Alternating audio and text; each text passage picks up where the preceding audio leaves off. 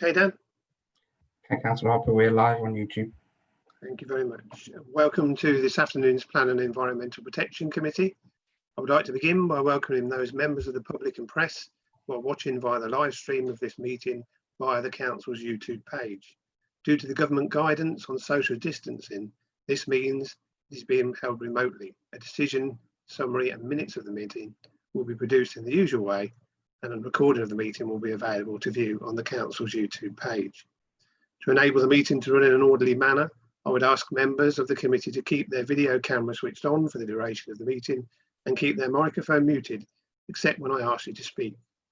Officers will join us to introduce their reports in the usual way. Any members wishing to ask questions or make a comment should indicate this by clicking on the raised hand function in the participant screen. This is the blue hand. When I invite you to speak, please unmute your microphone, ask your question, and then mute it again and allow the officer to respond. As with all new arrangements, especially those involving new systems, there is always a risk that we may run into technical problems. I would ask for your patience if this should occur. I will declare an adjournment while the fault is addressed, and the public broadcast will be paused. If it is not possible to address the fault, the meeting may be abandoned until such time as it can be reconvened. I will begin this meeting by doing a roll call of members of the committee. Members, could you please confirm your name when I call you out? Councillor Bond. Yes, hello, I'm here. Councillor Brown. I'm here. Councillor Casey.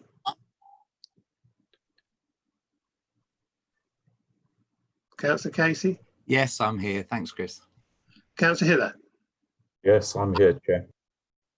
Councillor Hogg. Present. Councillor Hussain. I'm here too. Councillor Iqbal. Present. Councillor Jones. Here, Chair. Councillor Rush. Present. Councillor Warren. Present. And myself, Councillor Harper, is present too. We also have in attendance Nick Harding, Head of Planning. And for members' benefit, I'd also like to introduce you to Sylvia Bland, who is the Group Leader, Development Management. She's new to us, so I wish her all the best, and hopefully she's going to actually present one of the cases today. So I hope you'll welcome her and we have a good meeting today. Welcome, Sylvia. So we have Stephen Turnbull, Planning Solicitor, Nick Greaves, the Highways Officer, and also members of the Democratic Services team. Item 1 is apologies for absence. Thank you, Chairman. We have no apologies of absence. Thank you. Item 2 is declarations of interest. Councillor Jones. Thank you, Chair. The Eastfield Road, the mast is opposite my ward. I've not conferred with anybody, but I do know Phil Branston, both personally and professionally, and also the garages on Eastern Avenue are within my ward. Again, I've not had any contact with anybody regarding the matter. I'm just flagging it up. Okay, thank you very much. Stephen, you happy with that? Yes, that's fine, all noted. Thank you. Thank you. No others. Okay, item 3, declaration to make representation as the ward councillor. No. Item 4 then is the minutes of the previous meeting. We've been asked to approve the minutes of the meeting held on the 9th of June 2020 as a correct record. Can I ask for a proposer and a seconder? Happy to propose, Chair. I'll second it. I'll second it, Chair. That's Councillor Iqbal. Great, thank you. Are the objections at all to the minutes been accepted? No. Okay, so the minutes are accepted as a true account, and we'll move on. Okay, item 5.1, which is items for determination. This refers to the verge south of War Memorial and adjacent to Slip Road, Eastfield Road, Peterborough, and this will be presented by Nick Harding.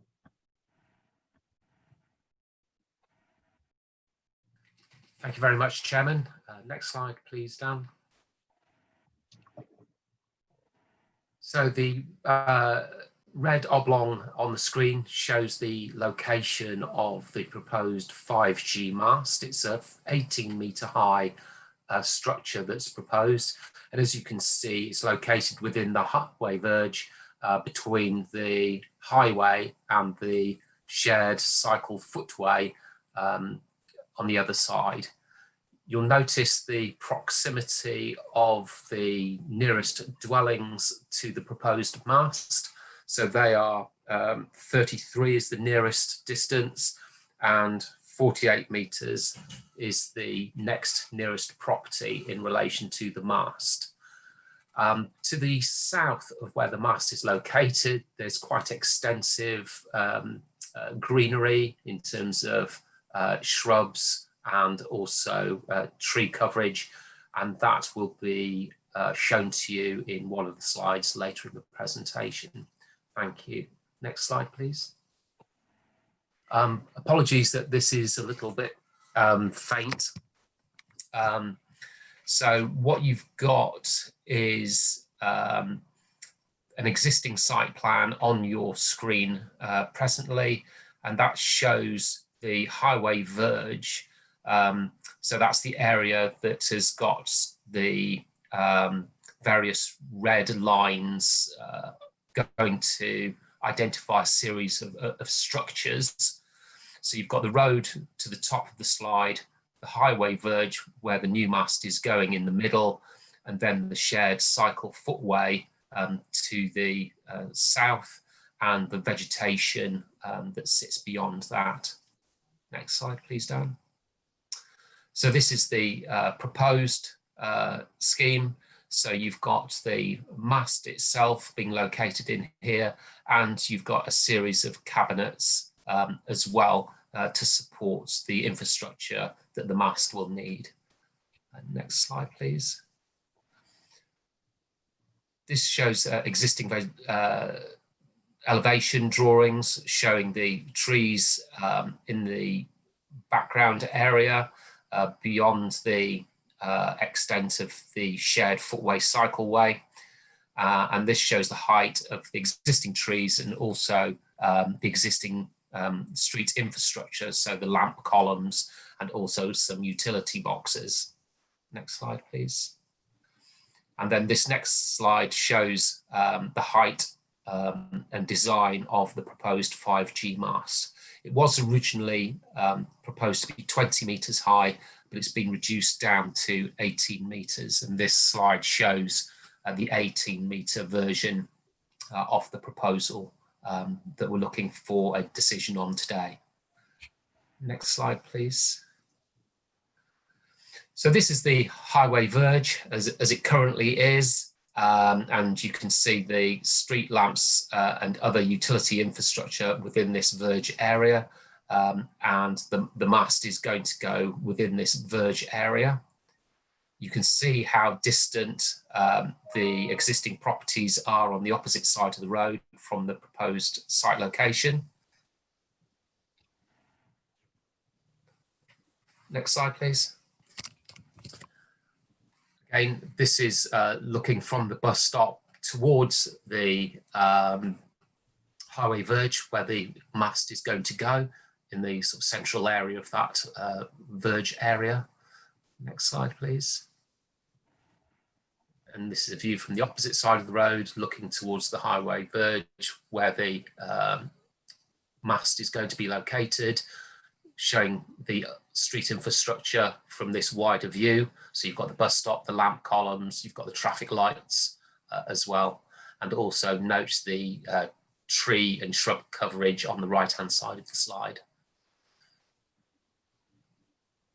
And it's a closer view of the location. Next slide, please. And this is looking across from the War Memorial area towards the application site on the opposite side of Eastfield Road. Next slide. And that's an alternative view looking from I Road. Next slide, please. And this drawing here shows the mast coverage area. So the areas shown green are where there is existing coverage, and the area shown red is where there's no coverage at all. So the area where the green dot is is the optimum area to provide coverage in the part of the town where it's marked red or has no coloration at all. So you can see that this is trying to fill a particular gap. The mast provider has looked at providing a series of other locations and assessed their suitability, but they've concluded they are less suitable because, for example, they're closer to residential properties than this particular location, or unsuitable because they're on educational establishments, which the providers generally avoid. So, as I mentioned during the presentation, the proposal is for an 18-metre 5G mast. The important thing for members to note is that it is a prior notification type application, not a planning application. And this is important for a number of reasons. First and foremost, the council has to determine the application by the 14th of August. And if we don't, then it gets automatic consent and can go ahead. The second thing to note is that we are only able to consider the matter of siting and appearance when determining this application. We're not allowed to take into consideration the health implications or the highway implications. You'll note from the report that the highways team have asked us to look into the issue of whether or not there is the need for regular servicing of the mast. And if so, it might be best to have a on-verge parking area provided for those servicing vehicles. That's a conversation that the highways team would have to have with the provider direct, and it's not a matter that we can consider as part of the determination of this application. The application was the subject of extensive consultation. Some 130 odd properties were notified about the application, and we also erected site notices as well. The consultation did include the nearest primary school and also the community centre, which is referred to in the ward councillor's late submission, and we didn't get a reply from either of those organisations. That being said, the key concern of the ward councillor was the health implications. As I've mentioned earlier in my presentation, that's not something that we're able to take into account. The providers have to comply with regulations with regard to the frequency and power of the output from these facilities, and they have to abide by those, and as long as they do, it's considered that it is a safe proposal. As you've seen from the slides, the mast is located in the highway verge, in an area where there's already a number of highway infrastructure elements. And whilst the mast is indeed taller than any of that infrastructure, it's considered that it would be acceptable in the street scene. In terms of the relationship with residential properties, the nearest properties are 33 and 48 metres distant from the proposal, and in one case you've got the trees and other greenery which act as a significant mitigator in terms of the view and appearance of the mast from those properties. You have got in the update report comments from the ward councillor, as I've mentioned already, so I won't say any more about that. The concerns were about the health implications and the extent of the community consultation. And also we've had additional representations from 156 Reeves Way and 6 Sherburn Road, and those are in your update report. We're not concerned about the impact of the proposal on the war memorial. It's on the opposite side of the highway, and the war memorial is surrounded by various bits of highway infrastructure. So we're happy to continue to recommend approval of the proposal to you. The final thing I will say, Chairman, is that in your update report, report, and as may be referred to by the objector, there is a drawing showing the height of the mast in relation to the height of the residential properties and also the lamp columns in the street. I don't feel that that is an accurate representation of what you would physically see on the ground, because it doesn't take into consideration the perspective that you would get and which would alter that view. The key one to note is that if you were to look at that drawing, it appears to show the dwellings closer than the 33 and the 48 metres that I've referred to during my presentation. And that's because the drawing doesn't accurately reflect the fact that one of those properties is set in the distance when you're looking at the column when standing in the street.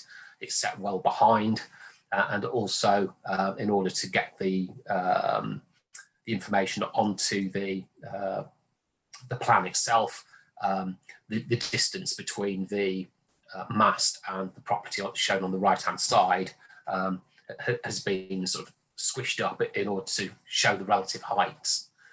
That concludes my presentation, Chairman. Thank you very much. Thank you very much, Nick. Okay, we have two people registered to speak. Please can I invite Councillor Chris Ash and Phil Branston to address the committee when you're ready. You have 5 minutes between you to address committee. I will let you know when the 30 seconds, sorry, you have 30 seconds left. Start when you're ready. I'll let Mr. Branston go first.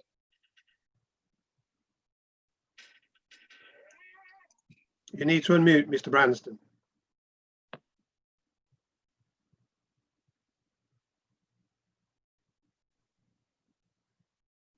Click it again. Okay, you're on. Okay, you can hear me. Thank you very much, Mr. Chairman. A novelty doing a meeting this way, but it's going very well. I'm very impressed. To bring you to the point here, the elevation plan drawing shows that pole and equipment in front of the trees and the bushes. This gives the impression it is back against the trees. It's not. I refer you to my drawing, and as Nick has said, this pole is in the middle of the verge. It is not at the back of the verge or back of the footpath. If you look at my drawing, I drew it, obviously I didn't get perspective, but I do show the relative height of the adjacent buildings and also the height of the unit in comparison with the trees, but mostly from the other direction. If you look at it from the direction of coming from Sainsbury's, that is the Parkway, this thing sits right in the middle of the verge. It is right in the middle of your view. And I'm sure that's not very good in the street scene. The height's about 10 metres above the street lamp level. It is a monster, an absolute monster. I've looked at several of these around Peterborough, and mostly they do seem to be put away from residential areas, but also they're always put at the back of the footpath, virtually in the trees, and that is a big mitigating offence. This isn't. It's a monster that's stuck right in the middle of the verge. I note your point about safety. I can't comment on electromagnetic fields or anything. One assumes they're safe, don't know. The big one I'm surprised with is highway safety. Because if this is positioned in the middle of the verge, it actually obstructs the view of any vehicles coming out of the slip road, looking towards the left. Now, when you're coming out of the slip road, you automatically look right for any vehicles coming your way, although you've got traffic lights, point of safety. Coming out left, you come straight out onto your side of the road. Now, unfortunately, what might have been missed or not apparent, this is the main route from Dogsthorpe Fire Station to the Parkway. When the fire stations come down, fire engines come down there, they're on the wrong side of the road due to queuing traffic straight into the faces of traffic coming off the slip road, straight into that, where they can't see with limited visibility. I know it's not a point, But I think if you're 50-50 on the other stuff, please take that into consideration. The main thing is the main size of it. It is huge. That the height of it alone, you know, it's over twice the height of the street lamps. This is going to be very prominent, and it's a detriment to the street scene. Yeah, and unfortunately, all the people that live around there are going to have to look at it. And the diameter of it and the height of it, please, sighting and appearance is the main thing. That's what you can refuse it on. And please, I'd ask you to refuse it on that. On that point, I now hand over to Councillor Ash. Yeah, thank you, Mr. Branston. Thank you, Chair. Thank you, members. A while back, Mr. Branston approached his ward councillors with his concerns on this application. And although it's not in our ward, I did feel that I agreed with the points he raised and the points he's just raised, and therefore felt it proper to refer it to committee. My concern is mainly the sighting and appearance of the mast. As Mr. Branston just said, this is a large, tall mast, 18 metres. It's very tall, and I think it's out of keeping with what is predominantly a residential area. Now, the houses on High Road on the corner are in Dogsthorpe Ward, and they would have a direct view of this, and it is 30 seconds left. Going to be right on the verge. So I think the sighting is not right, and for those reasons, I do ask that committee consider refusing this. Okay, thank you very much. Thank you, gentlemen. Would any members of the committee wish to ask any questions? Councillor Rush. Councillor to Chris Ash, not councillor. Question to Chris Ash. Did I just hear you say that you are not ward councillor for that area? Yeah, that is correct. The ward boundary is the middle of the road. So houses one side are in the ward. So the ward councillors, so that's where that's going to be positioned, have not made any objections to it? That I wouldn't know, but I didn't see it in the report. Another question, please, Chair. Yeah, carry on. In the slideshow that Nick Harding showed us, it showed you the red and the green range area, and that there was a lot of red area that at least isn't accessed at the moment. Is there any other area where you think that this could be positioned to give a better coverage? Well, I think that's really one for officers to answer. I don't have technical knowledge. Okay. Well, surely if you're objecting to this, you must surely have another position where it could be put in place of it. No, I think, as I said, my reason for objection is the sighting of this mast at 20 metres in that particular area. And as the officer said in his opening, that is grounds for considering refusal. Thank you, Chair. Okay, thank you. Anybody else? Gentlemen, thank you very much. If you can please make sure you mute your mics. We'll move on now then to, are there any questions for officers at all? Councillor Hiller. Yes, thank you, Chair. It's a question for our highways officer. Mr. Branston mentioned the vehicle limited visibility at this junction because of this mast. Do you recognise that problem? I know you have issues with regard to its construction and maintenance and where the vehicles are going to park, etc. But do you have any particular concerns over the visibility, apparent visibility limitations? Thank you. Thank you, Chair. Just going off the plan, the sighting of the pole is 4.4 metres from the curb line. So it wouldn't, looking at that junction in question, it wouldn't actually be within the visibility displays that we would require, which would be 2.4 metres back by 43 metres for that road. So it's not causing an issue as far as highways are concerned. Thank you for that reply. So that's a spurious complaint, you think? Thank you. Councillor Casey. Thank you, Chair. Another question for highways, really, because the previous question was about the position of the mast. I'm just going to ask about the position of the ancillary buildings or the extra bits of equipment, and do they also fall within those parameters? Okay, on the plan shown, they are all sort of in a linear arrangement. So they are all, it seems, 4.5 metres, sorry, from the curb line. So none of them would be within the visibility display that we would require from that junction either. Okay. Councillor Jones. Thank you, Chair. I'm not sure who can answer this question, but is this the optimum place for this mast or the only place for this mast? And what I'm thinking about is, being the ward councillor, as Chris Ash is, for the other side of the road, I was once told that I could have a waste bin just down the road, which was neither use nor ornament.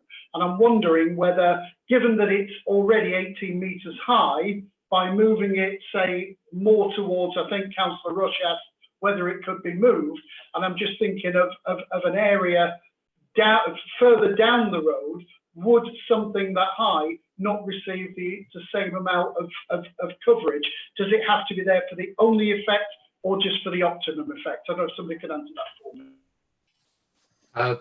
Through you, Chairman, in answering that question, first and foremost, we have to determine the application that's before us. Secondly, the provider has looked at alternative locations in the vicinity, and those are more problematic in terms of their relationship with adjacent development than this is. So they would be of lesser quality in terms of the impact that they would have on the appearance and siting. There would be less suitable sites. Okay. Councillor Iqbal.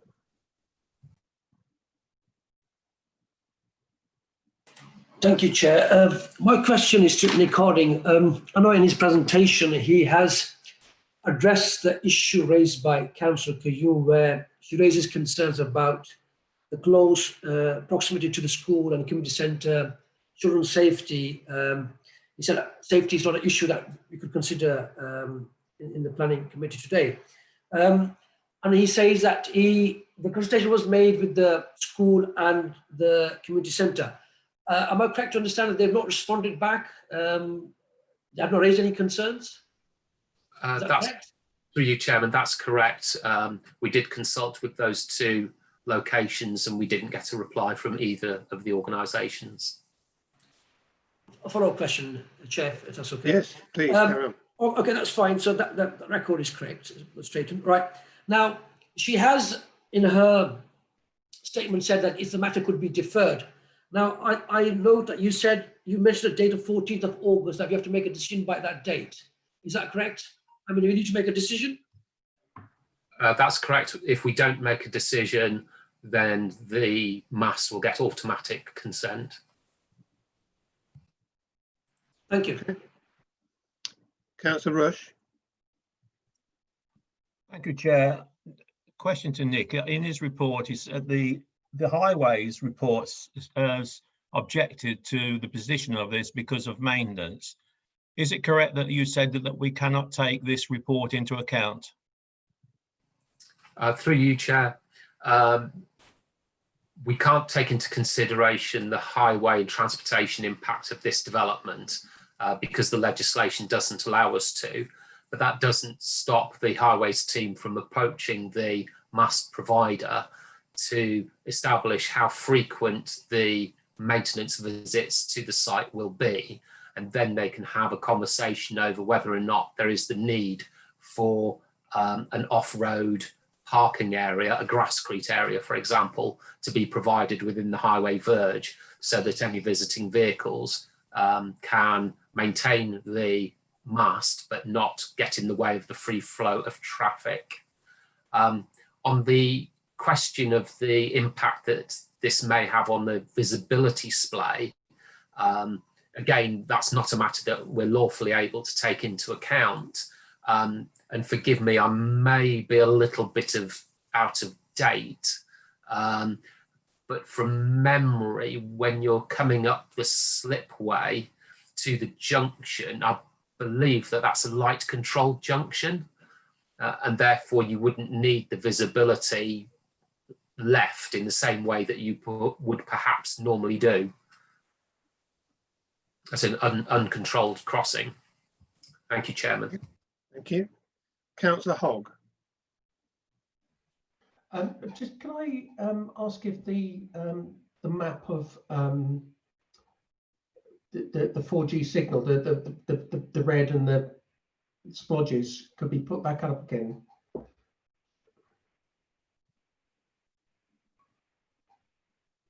Okay, so I mean, I just wanted to have a look again. That the site of this seems to be not in the optimum position. It seems to be sat. The optimum would be north of here anyway, so that would suggest that they've looked at sites north of, and this is a compromised site in itself. And I just wanted to make sure that, you know, see what it looked like again, just to through you, Chairman, that's correct. The way that the process works is you produce a plan showing the level of coverage that you've got from the existing equipment, and using that, you therefore know where your gaps are, and then you can say, if we have a mast in this general location, that would fill that signal gap. But obviously within that search area, you've realistically got to find a suitable building on which you could put a mast, and or a suitable place within the street where you could put a mast, and that's what they've done. Okay, anybody else? Just a confirmation, please, Nick, if you would. I read in the report about the colour scheme of the actual mast. Could you remind us what that is, please? Yes, we were looking for a green coloration to be used rather than the usual white. Okay, thank you. Just wanted to confirm. Anybody else got any questions on that at all? No? Okay, then we'll move to debate. Who would like to open debate, please? Councillor Hogg. So essentially, the what we have before us is part of the rollout of the 5G provision to cover the Peterborough area, and I think it's sort of greatly anticipated that, you know, we can get 5G across Peterborough as a whole. As I've already intimated, it seems to me that this is not the optimum site in terms of signal, but the optimum site that they can perceive as a compromise between getting the best signal out there that they possibly can, but also being in a location that is also suitable as well. The houses have been there for you know, centuries in some cases, and so there has to be a compromise with these sites going up. And from my point of view, whilst it's never going to be ideal, this is pretty good. It's away from houses. If you look at the general kind of feel of that junction, there's lots of street furniture in terms of lampposts and telecom boxes already. And from my point of view, I'd much rather have it there than maybe in the middle of a housing estate. At least this is kind of abutting to houses rather than being in the middle of, and surrounded on all sides by housing. So on that basis, I'm inclined to support the officer's recommendation. Thank you, Councillor Hiller. Thank you, Chair. I think Councillor Hogg makes some valid points. Actually, we're here, as Mr. Harding has said on more than one occasion in his address, that we're here to look at the appearance and the siting of this pole only. That's what we're here to decide. I personally think even at 18 metres in a green colour, it would look fairly innocuous, to be honest. I certainly don't recognise the oft used monster description that Mr. Branston has used. I just don't see that. It's a pole.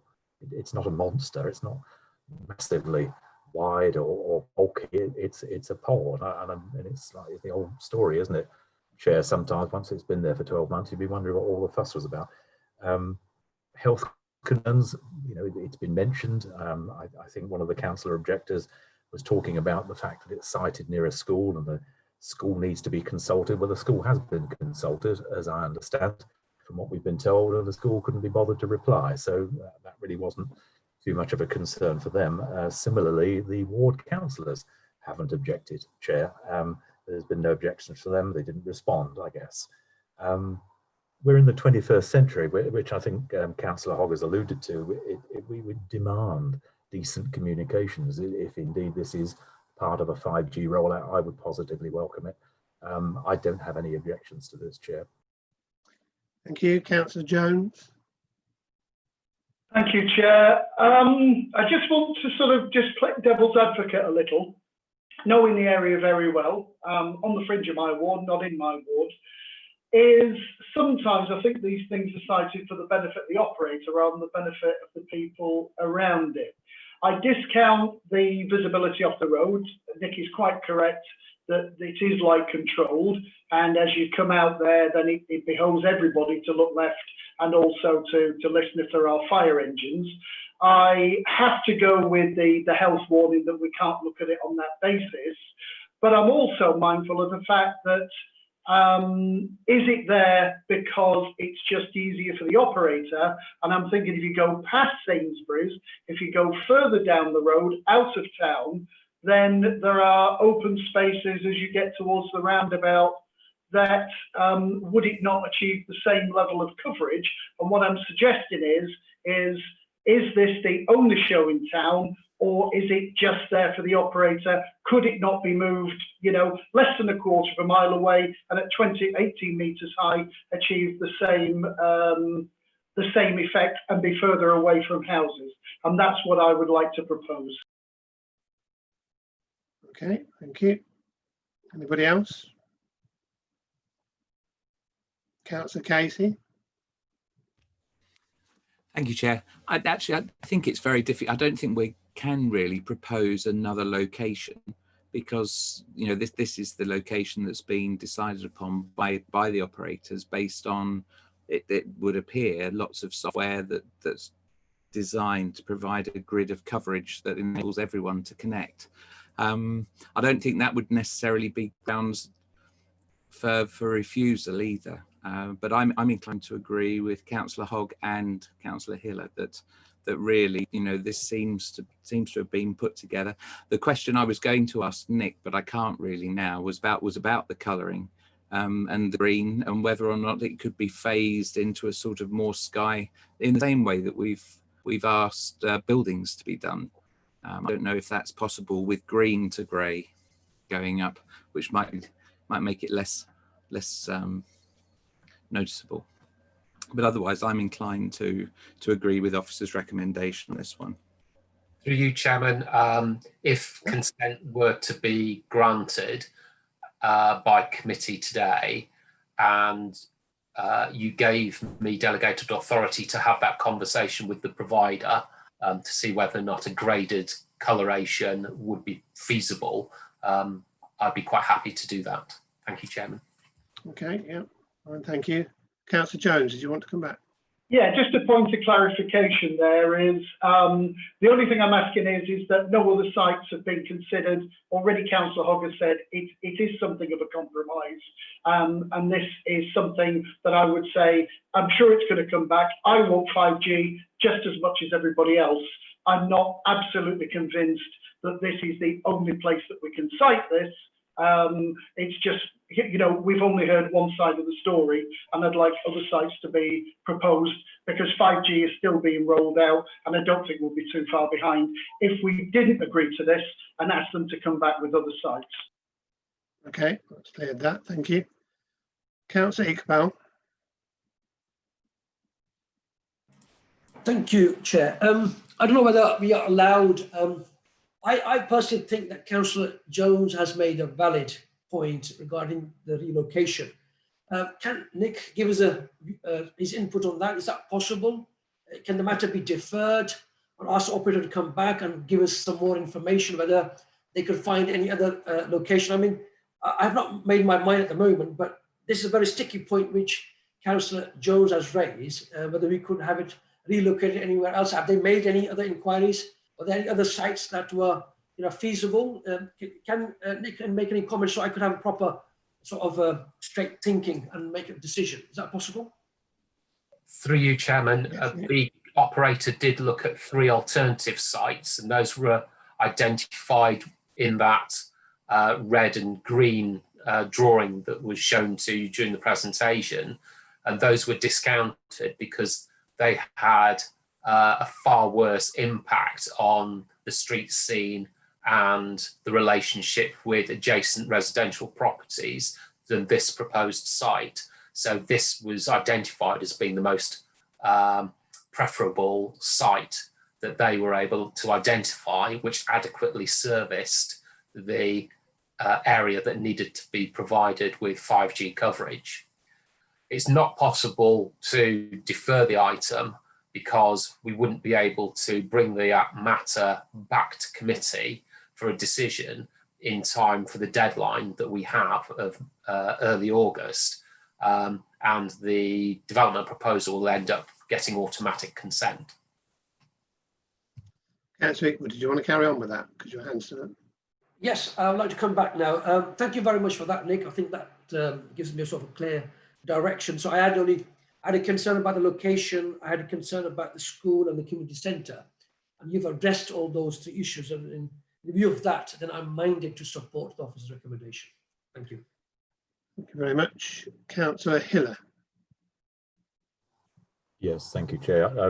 Nick has pretty much expressed my thoughts about a deferral. Moreover, I think Councillor Jones makes some valid points, but it's already been mentioned, and Councillor Jones has already been told that you know, we have to decide, as Councillor Case has alluded, we have to decide what's in front of us today. And I don't think that finding another site would be a reason for refusal, frankly, Chair. Thank you. You stole my thunder, so that's fine. Okay, anybody else? No, and I won't repeat what Councillor Hiller said. Do I have a proposer at all? Councillor Hiller. Yeah, I do have a proposal, Chair. I think the general consensus may be, certainly in my case, it's definitely for support for this application, with the caveat that Mr. Harding has mentioned a couple of times about the coloration of the mast. I'm not quite sure about the palette of colours that has been suggested by Councillor Casey. I guess Councillor Casey's artistic bent has sort of got the better of him there. But, I'm sure Mr. Harding will be more than capable of deciding which colour it should be, which shade of green, perhaps. Thank you, Chair. Thank you very much. Do you have a seconder, please? Councillor Hogg. Are you seconding, Councillor Hogg? You need to say. Yes, I am. Yes. Yes. Thank you very much. Okay, so we have a proposal and it has been seconded. I'll now move to the vote. For clarity, I will ask each member in turn if you are for, against or abstaining. Councillor Bond. I'm for. Councillor Brown. I'm for. Councillor Casey. For. Councillor Hogg. For. For. Councillor Hussain. For. Councillor Hiller, sorry. Yes, I'm for. Thank you. Councillor Iqbal. For. Councillor Jones. I sense the wind is blowing against me. Against. Councillor Rush, For. Councillor Warren, For. and myself, Councillor Upper, I'm for too. In that case, I see one against, so the majority is, please, Dan.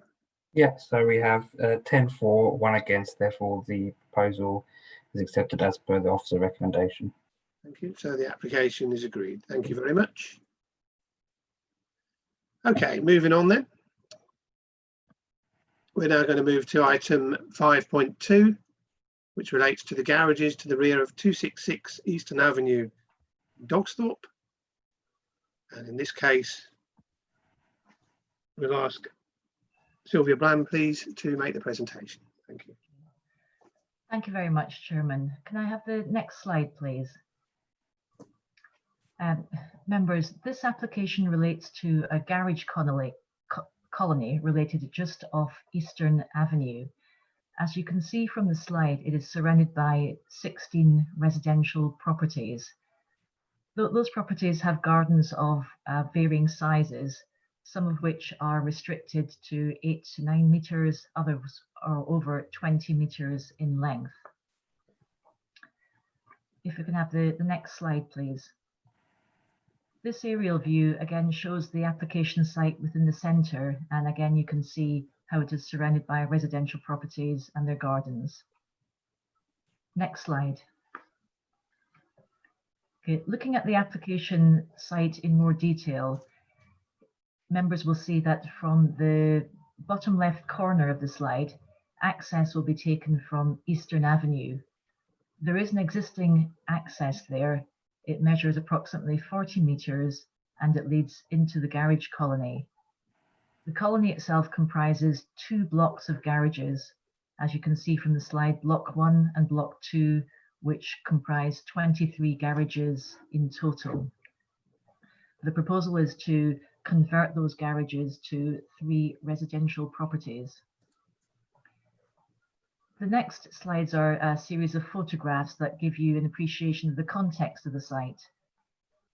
This is a photograph of, sorry, if we could just go back, this is the access, and you can see it's located between 2 residential properties on Eastern Avenue, and to the rear you can see properties on Poplar Avenue that are behind.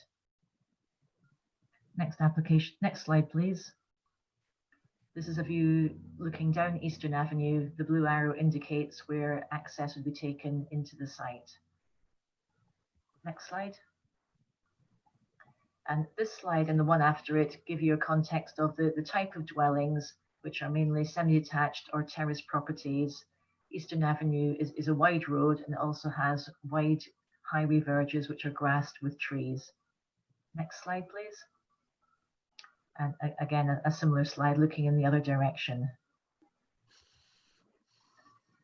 This slide shows the elevations of the existing garages, which measure 2.3 metres in height.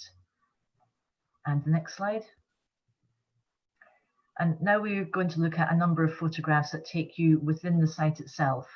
So this photograph is taken from within the site, looking back towards the entrance of at Eastern Avenue.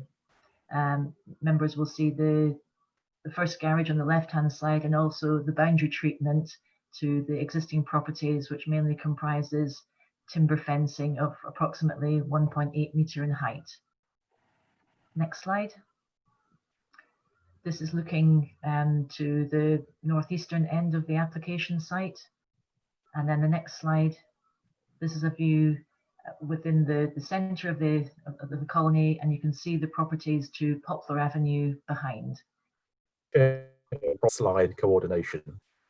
Could we just get that sorted? I'm finding it a bit confusing.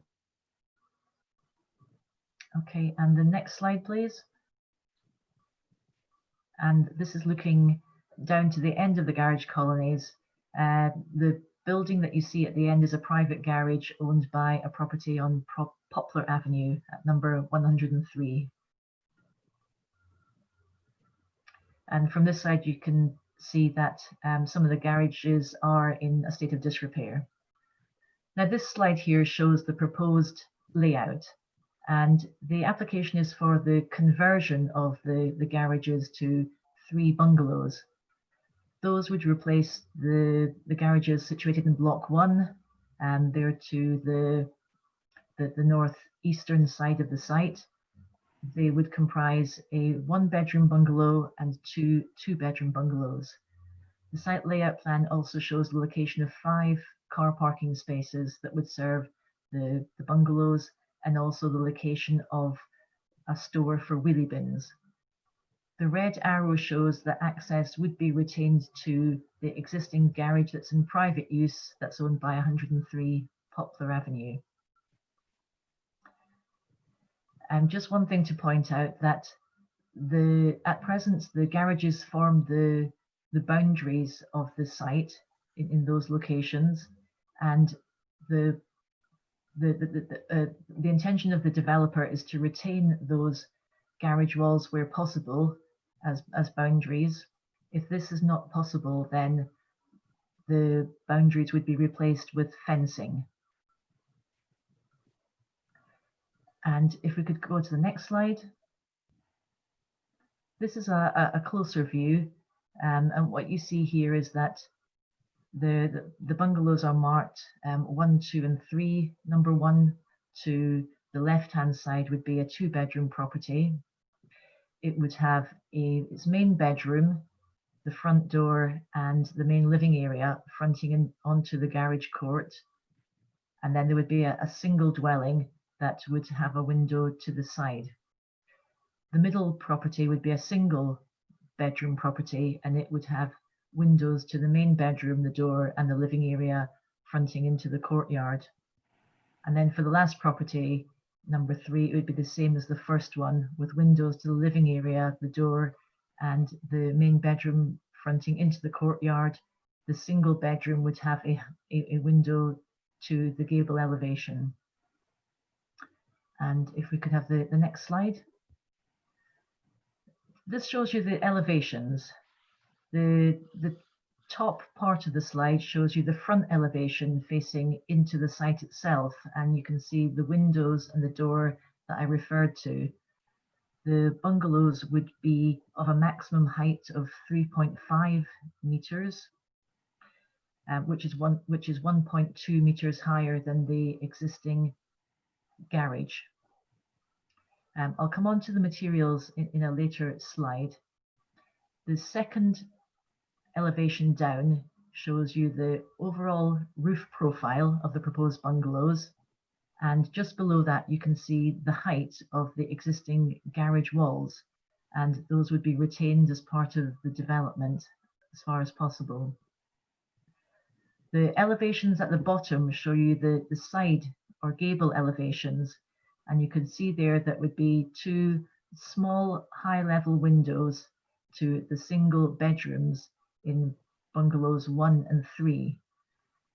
From within the bungalow, these bedrooms would be at a height of 2 meters, and therefore there would be no outlook in terms of somebody standing at the window and being able to look out and see out of the window, but they would provide light and they would provide ventilation to that room.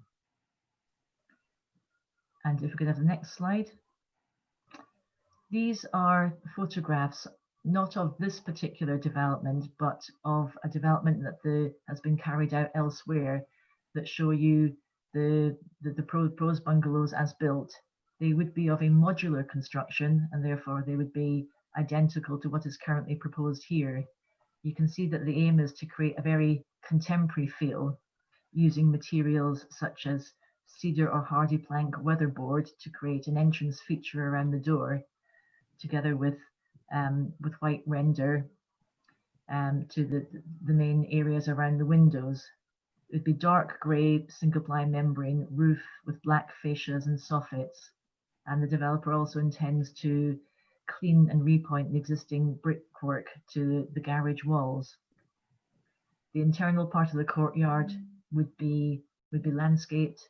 There is an existing concrete slab that would be retained in order to provide the car parking spaces, and permeable paving in front of the dwellings would be provided in order to assist sustainable drainage. And if we can have the next slide, this brings to an end to the presentation. It's another view of the bungalows as have been built elsewhere. Thank you, Daniel. So as you'll see from the committee report, there have been a number of comments from consultees, and they have been addressed in the report itself. And there are a number of conditions proposed to ensure that a construction management plan will be submitted. Also details of a sprinkler system, surface water drainage, and both hard and soft landscaping. There would be an element of balancing issues as part of this application. There are benefits to the proposals comprising the redevelopment of the redundant garages, the removal of those older buildings, and a potential source of crime and social disorder. The proposal would comprise 3 affordable housing units, and they would also provide bungalows which are rarely built. And they would also give the provision of either 1 or 2 bedroom dwellings, which are in high demand within the city. Some issues to take into account on the other side are that there would be an absence of private gardens to the bungalows, but instead there would be a shared courtyard area and parking area that would serve those properties and would be relatively secluded. There will be an increase in the height of the boundaries to numbers 95 to 101 Poplar Avenue in particular. These are the properties that have the shorter rear gardens of 8 to 9 meters. They currently face the garages, which have a height of 2.3 meters. This would be increased to a maximum of 3.5 meters. And there would be high level windows to the single story bedrooms. These would face onto the ends of the gardens to 93 and 103 Poplar Avenue. However, these properties have much larger rear gardens, between 16 and 20 meters long. Therefore, taking all these things into account and looking at planning policy, we consider that this application would have benefits that would outweigh any potential disbenefits, would comply with policy, and is recommended for approval. Thank you, Chairman. Thank you very much, Sylvia. We have one person registered to speak. It is actually the Ward Councillor, Councillor Chris Ash. You have 10 minutes to address committee when you're ready. Yep, thank you, Chairman. Thank you again, members, for entertaining me. And thank you to the Democratic Services Officer that helped me get in. I did have a bit of a sticky moment. So thanks to you all for that. So welcoming the officer to committee, it's a shame that our first meeting will be where we are diametrically opposed, because I strongly disagree with the officer's assertion that the benefits outweigh the bad points. I think it's the other way around without any doubt. And I do feel quite strongly about that. So I hope I don't get too carried away. Not so long ago, a couple of days ago, I actually managed to catch up on a recording I made of a TV programme that was broadcast last year. And it was about Council Housing 100, which was talking about the principles of increasing council house build, and that is supported by the LGA, and the campaign really is called 100 because it commemorates the first Build and Act of 1919, the Addison Act. So I think it's important, and part of that act was to consider the welfare and well-being of residents moving into social housing, and that social housing shouldn't be stigmatised. Now here, I don't agree that it is in the spirit of that, and I think the application is against our policy LP17, which rightly acknowledges the impact and the health and well-being that good design on residents and occupants have. And I think in the report, the officer acknowledges there is no amenity space, and therefore, in my view, that is against LP 17. My other concern really with amenity was amenity of the residents, particularly in Poplar Avenue, and looking at the plan originally, it struck me that windows would need to face the gardens in Poplar Avenue, which aren't as large as some of the gardens around the area. So I would want assurances that there is no overlooking of those gardens.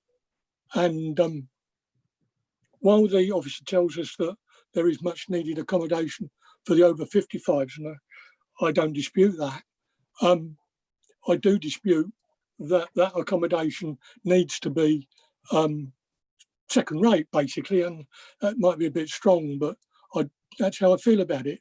And not having amenity space for residents is a very bad retrograde step. So I think dismissing that is not to be taken lightly. So I do feel that the city should be going flat out for supplying homes, good quality social housing that does consider the well-being, welfare of residents. So I do ask that for those reasons you object to this proposal, and while I accept that the building on garage sites is now quite well established, I think the application put forward and the design put forward for this is not a good one and not worthy of our city. So if you cannot reject it, then as a second best, I do ask that you defer it so it can go back for a second look. But that isn't, I don't think, probably a good step forward. I think it's probably better to ask the developer to redesign it and have a second look at it, or in this case, in actual fact, a third, because a plan was rejected by committee some time back on this very site. Thank you, Chairman. Thank you very much, Councillor Ash. Okay, members, any questions at all, please? Councillor Hogg. Yes, a question for Councillor Ash. Would you say that this site attracts a number of fly tipping incidents over the years? Certainly evidenced by the pictures that we've seen today. There seem to be a couple of bits and pieces of fly tipping in evidence in those pictures. I think on the whole, the dog stop garage sites have been pretty well cared for. I must admit the pictures didn't show the site at its best, but as I said, really, I have to reluctantly concede that while garage sites, I think, are still useful in keeping cars off the highway, that the notion of developing these sites is now established. So that isn't, while it is a concern and the access isn't brilliant, it's not my reason for asking for refusal, but if it's one you wish to consider, then I wouldn't go against you.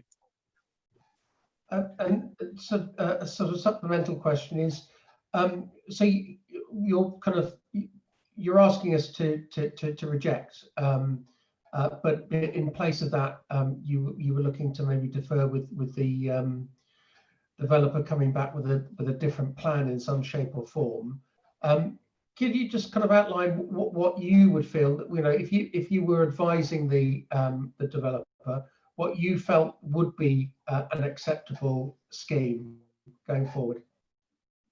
Well, I don't have, though I've been on planning a long time, I don't have technical expertise, but my view is that the design should consider the well-being of the people that will be moving in, and consider the amenity space and privacy of the residents that surround the area.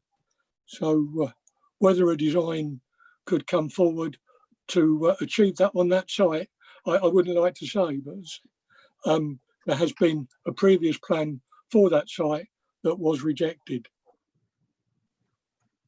Okay, thank you. Councillor Rush. Thank you, Chair. Good afternoon, Councillor Ash. Good afternoon again. Could you tell me how many garages are in use at the moment? No, to be honest, I can't. I presume the owners would have that information. You're right. Another question, please. I visited the site yesterday by myself, and on entering to the site, I saw it was like a dumping ground with bits and pieces dumped. One of the garage doors was broken. There was glass broken all on the floor. Don't you think this to be developed would be better than what there is there at the moment? If the development was the right development, and I don't believe this is the right development, then the answer to that question would be yes. But because the site has become, sadly, a bit of a dumping ground in recent times, is no reason to have a design that is not suitable and not in keeping with LP 17. Okay, thank you. Councillor Casey. Thank you, Chair. Councillor Ash, just looking at those pictures that the officer showed in the presentation, what did you think? What did you think of the design?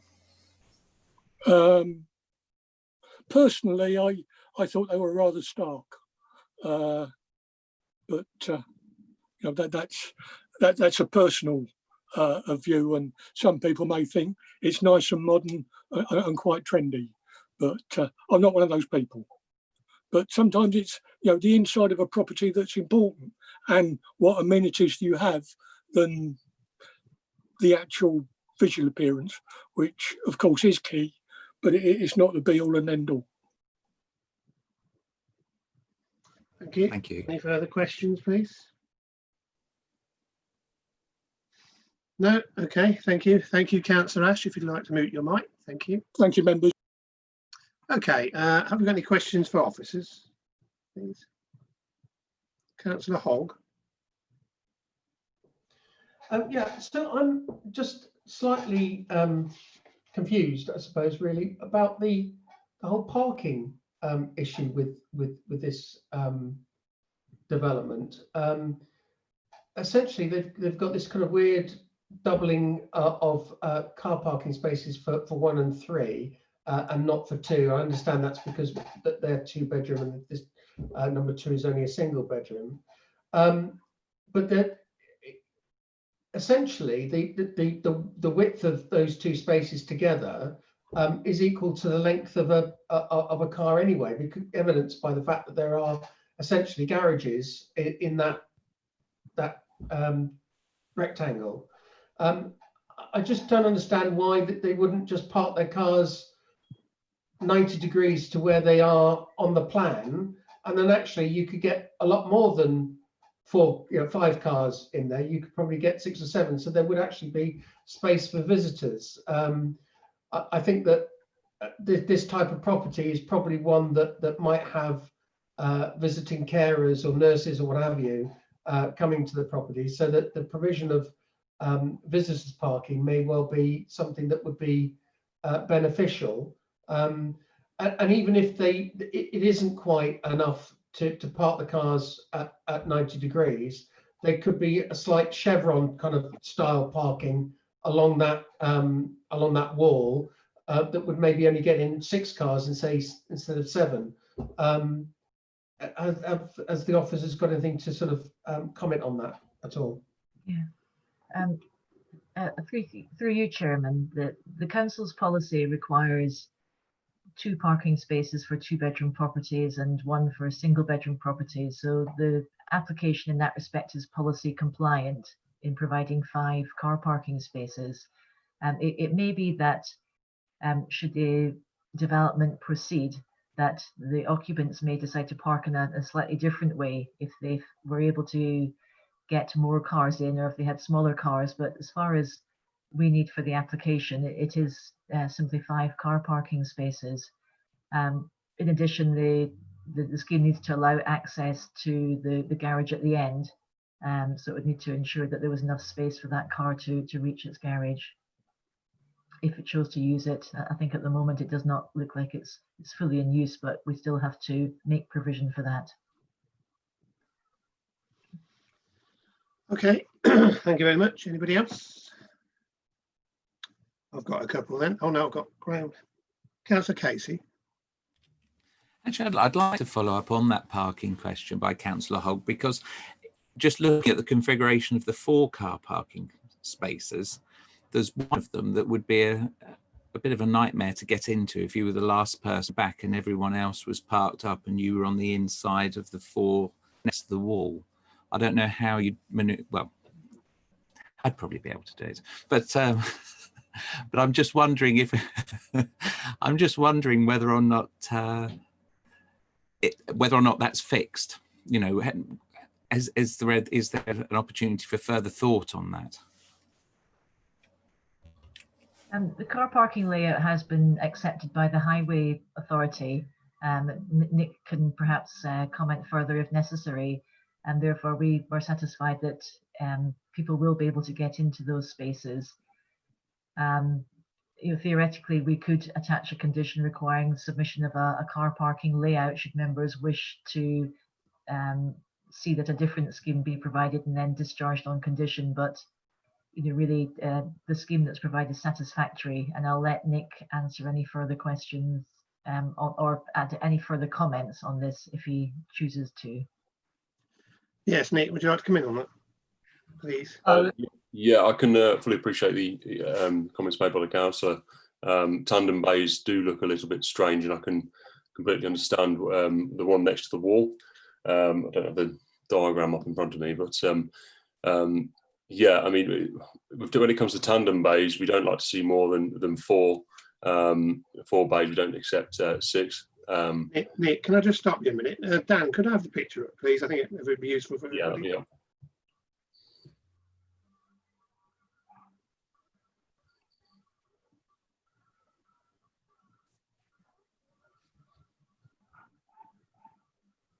That was it. Yeah, that would be. That's okay. Thank you. Carry on, please.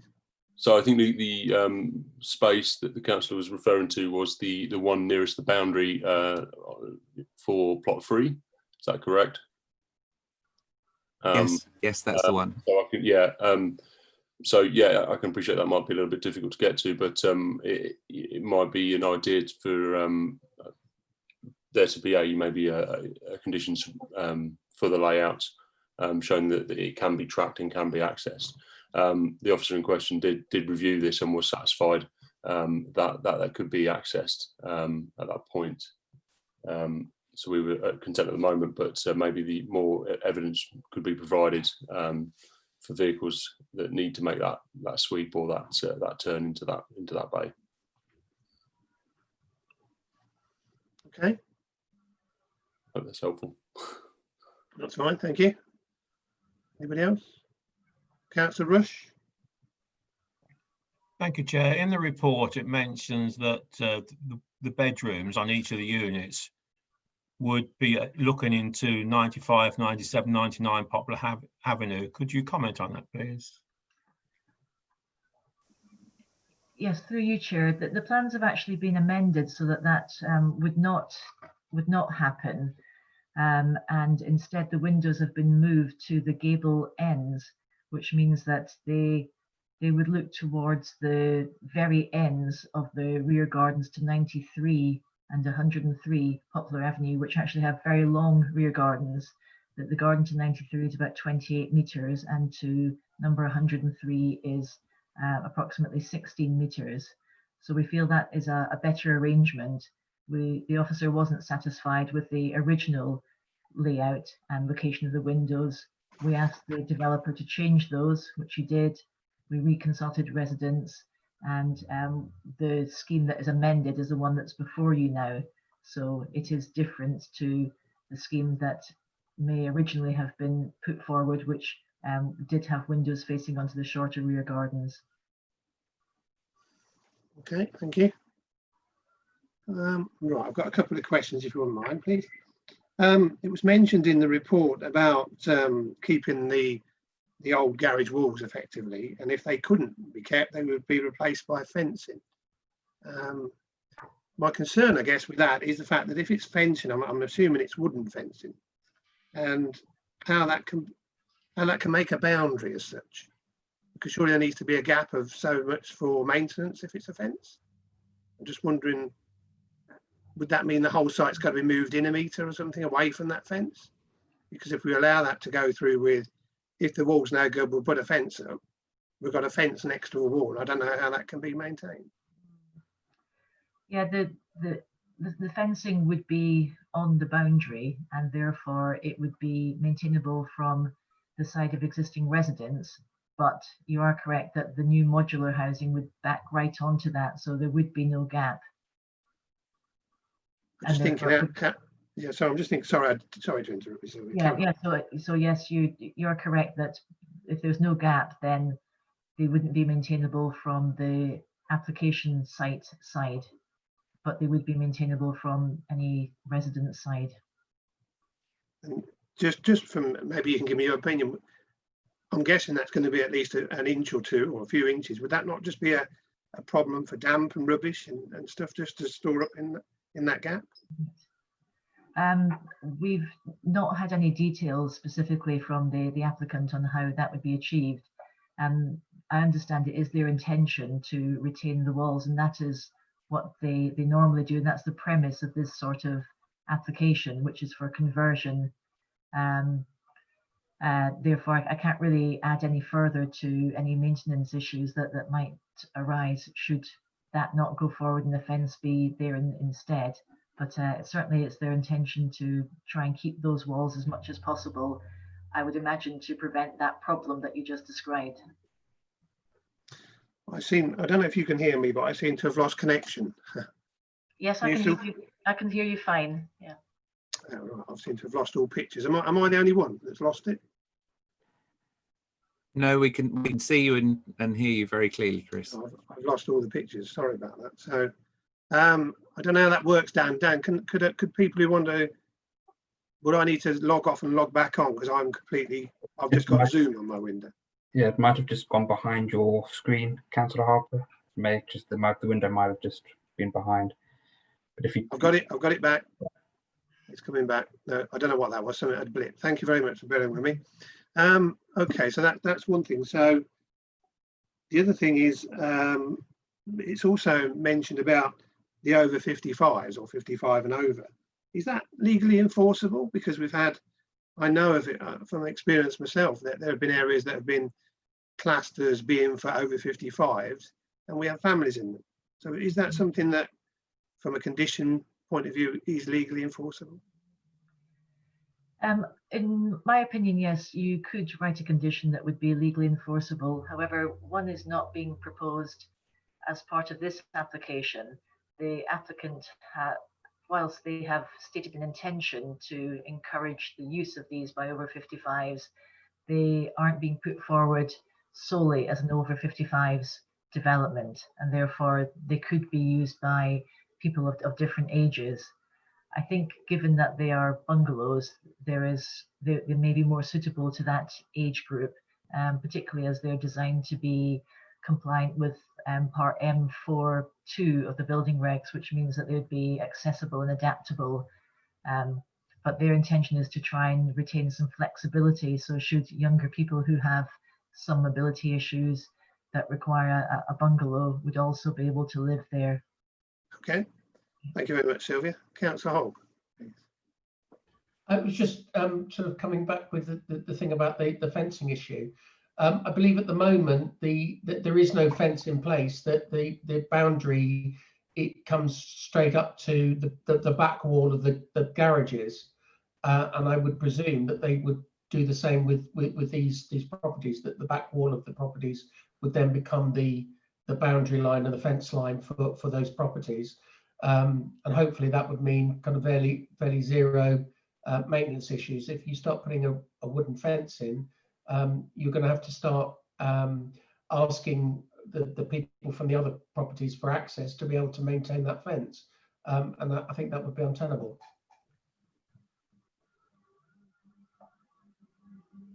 Could I ask something else? But carrying on with that then, if that's okay.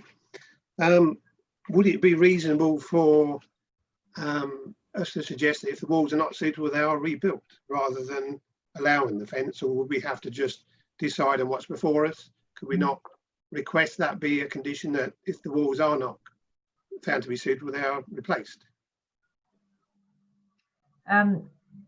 Yes, in answer to your question, Chairman, yeah, the applicant's proposal is to replace walls with fencing, but I would consider that if committee felt that was unsuitable, then it could be possible to attach a condition requiring those walls, should they prove unsuitable for conversion, to be replaced with a brick wall instead.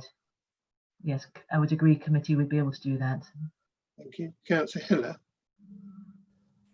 Yes, thank you, Chair. I too, I agree with Sylvia. I too would think that that's very easily conditionable.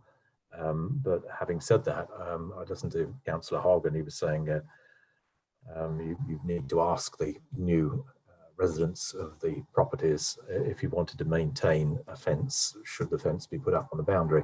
There's two thoughts there. These are modular builds, so to have a modular build wall as a boundary is probably not suitable, I wouldn't think. Moreover, as has been explained by Sylvia, there's no space between the fence and the new property wall, so there wouldn't be any point in asking an owner to get access to it, because you know there wouldn't be any access. My thought with regard to the fence treatment, if it excludes the expression, Chair, would be that you could probably condition removable panels. We have had some in the past of properties that we've owned where you can actually remove the panel to maintain it and put it back fairly easily, or indeed turn it round and treat one side at a time. So that's a possibility. But I certainly would think that your suggestion, Chair, to rebuild walls if indeed the walls are unstable or unsuitable for the boundary treatment as is, would be far more acceptable. Thank you, Chair.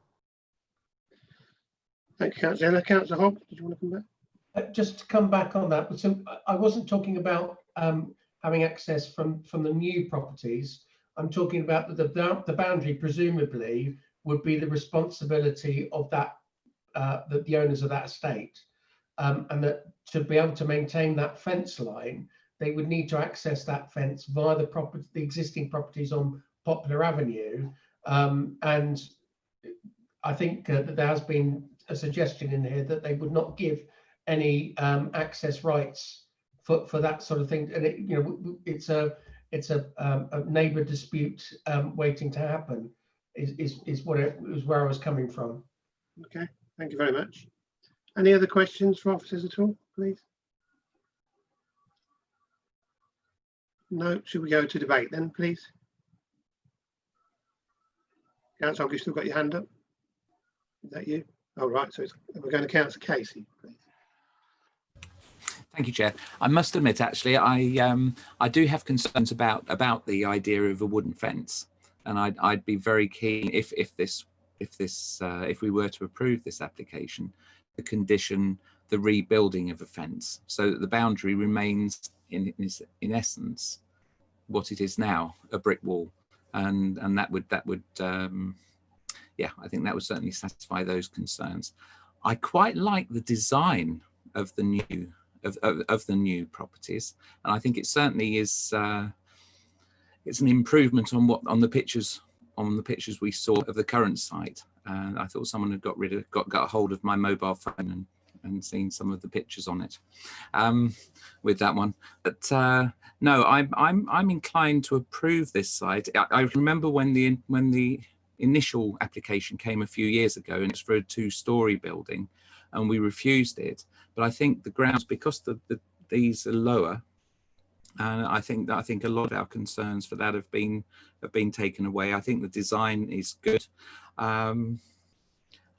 The parking would be another issue that I'd like to see officers investigate for for a better solution. I can't see that group of 4 cars is best way, especially for that car. And whether or not, you know, if you're parking next to a brick wall, you can't open the door, what do you do? And then the other car next to you's parked too close.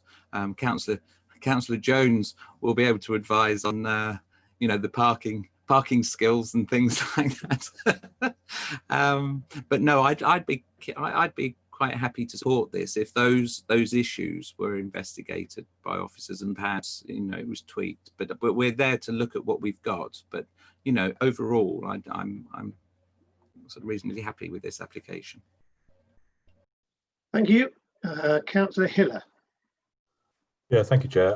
I agree with Councillor Casey's observations. I think should this application be approved, Chair, your suggestion of a condition that the brick boundary wall should be rebuilt if indeed it's deemed to be unstable and or unsuitable, I think would be a good condition.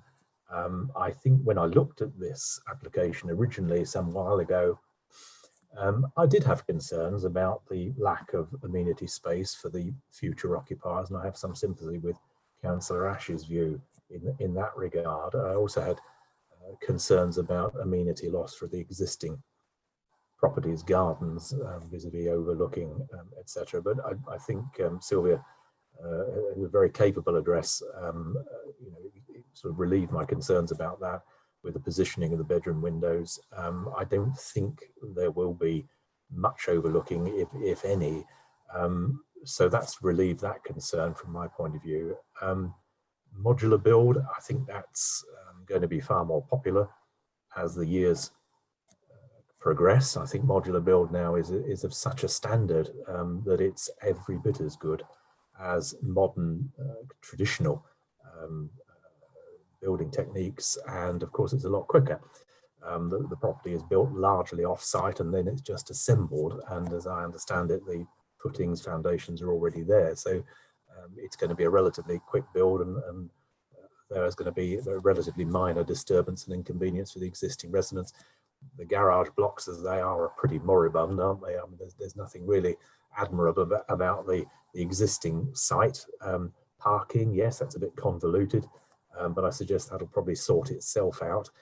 It's a little bit like apartment living, isn't it, Chair, in that, you know, the lack of garden possibly, but there is space there for outside table and chairs, so maybe it's a little sort of balcony-esque. I have a flat in London and that doesn't have a garden as such, but it does have a balcony, so that could be a similar sort of thing, so I can identify with that. Frankly, Chair, you know, this is the way forward. The over 55s, you know, I'm over 55, and you sort of get pigeonholed, don't you? Over 55, you think people are going to be wandering about with walking sticks and walking frames. Not quite yet for me, but you know, it's I just think it's a very sensible rationale for this existing site. So I'd be supportive of the application, Chair, but with that potential to condition the boundary wall treatment. Thank you, Councillor Jones. Thank you, Chair. Just listening, I've stayed away from this. This is in my ward, and to start with the positives, I actually like the design. I actually think it's quite a funky design. I'm old enough to remember that when modular design was called prefabs after the war, and they're just a wee bit further down the road.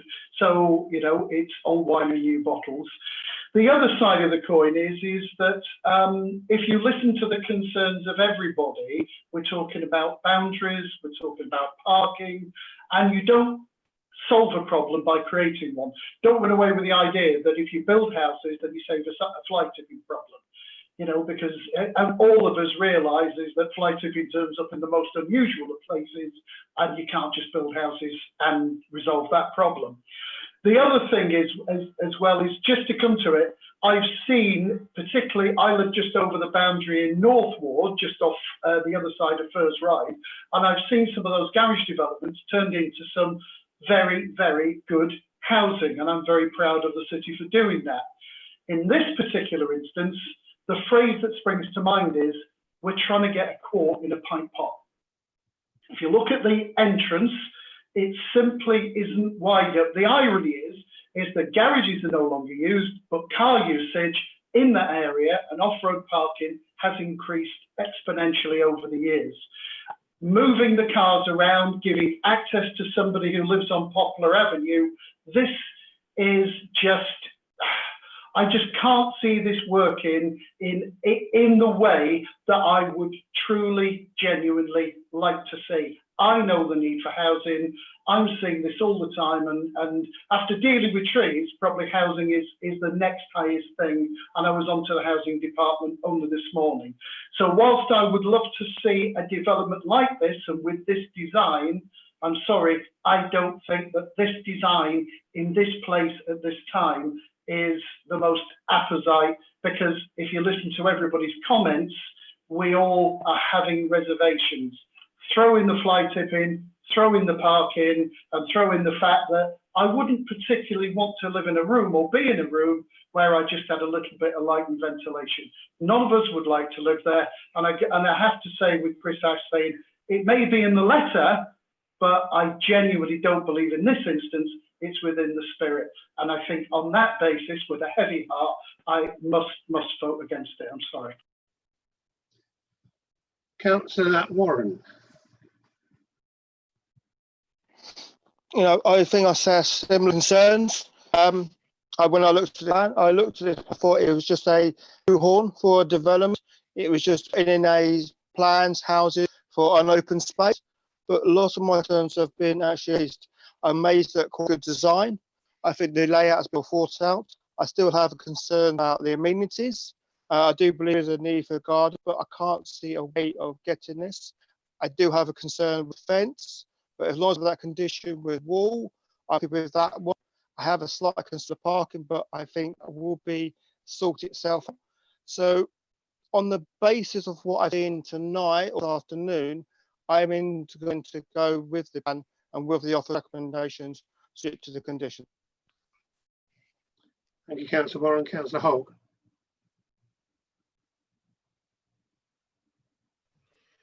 Okay, so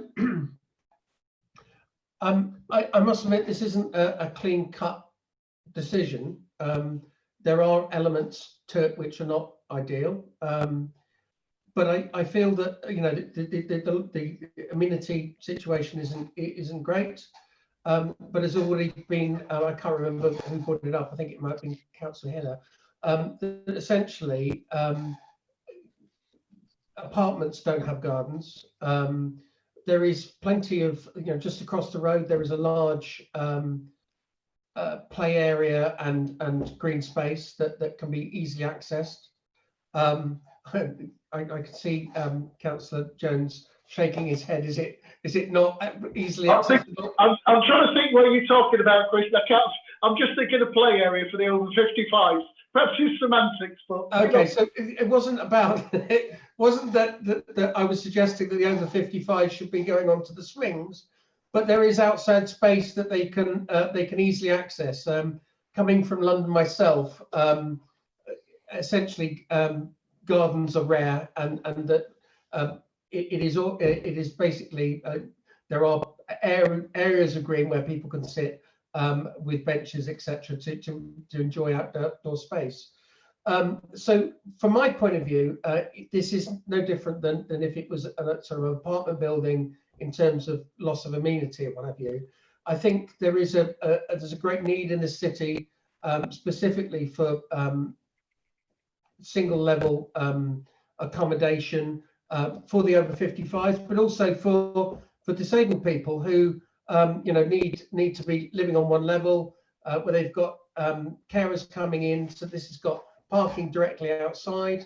So I think it very definitely fills a need. I think the design aspects of the property look really good, and as previously been said, in terms of the modular style of building, we've got a factory just across the road from me here in Alton Southgate that does modular building.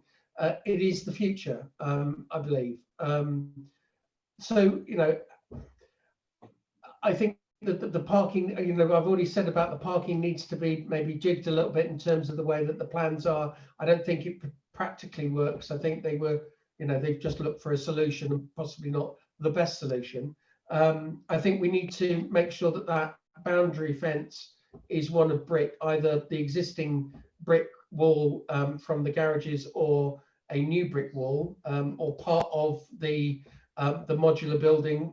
I'm not sure how these ones are constructed. Are they sort of the wooden frames one where they then put brick walls up and around the outside? I don't know. So, but there needs to be a brick wall along that boundary in terms of maintenance, etc. But apart from that, I'm happy to go ahead with it. Thank you, Councillor Hogg. Anybody else wish to enter debate? No. Do I have a proposal at all from anybody? Councillor Hiller. Yes, fairly obviously, Chair, my proposal is we accept the officer's recommendation, but I think it's important that we allow the officers to talk to the developer about the boundary wall, and it should be conditioned, as I think you originally suggested. I think it should be conditioned that if that wall is determined to be unsuitable or unstable, that has to be rebuilt as a new boundary treatment. Thank you, Chair. Thank you very much. Nick, I didn't mean Nick. Sylvia, are you happy with that particular condition? Chairman, yes, I am. I think that would be acceptable. We can speak to the applicant about the wording of such a condition. I believe that they may be willing to be flexible on that. Okay, can I just also come in, Councillor Hiller? There was mention of parking. Are you happy for that to go to officers to discuss that as well? Yeah, I think so, Chair. I think Councillor Hogg alluded to the fact that it would probably sort itself out with the residents themselves. You know, parking delineation isn't necessarily slavishly adhered to nowadays, and I guess, as I said originally, I think it's just a tad convoluted. That said, there's space there to park sensibly. They may not all have cars, who knows? So yes, I'm more than happy for officers to talk to the developers about that, but I'm not quite sure how the conversation would go, Chair. I just think it needs to be as is, and then I think the people that live in those properties will probably sort themselves out, actually. Through you, Chairman, we could put on a condition to say, notwithstanding the car park layout shown on the layout drawing, a revised scheme needs to be provided. And then we can look at either sort of 90-degree parking as suggested by Councillor Hogg, or one that's sort of in a sort of an echelon style. Yeah. And we'll liaise with highways on that as well. Yes, I'd be happy for that, Chair. Thank you very much. So we've got a proposal. Do you have a seconder, please? I've got Councillor Hogg. Is that you seconding? Yes, I will second that. Okay, thank you. Then we'll move to the vote. For clarity again, I wish to ask each member in turn if they are for, against or abstaining. Councillor Bond. I'm for. Councillor Brown.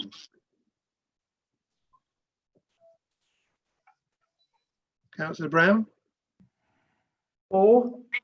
Thank you. Councillor Casey. I'm for. Councillor Hiller. Yes, for, Chair, thank you. Councillor Hogg. For. Councillor Hussain. For. Councillor Iqbal. For. Councillor Jones. The wind has turned to a gale, against. Councillor Rush. For. Councillor Warren. For. And myself, Councillor Harper, I am for too.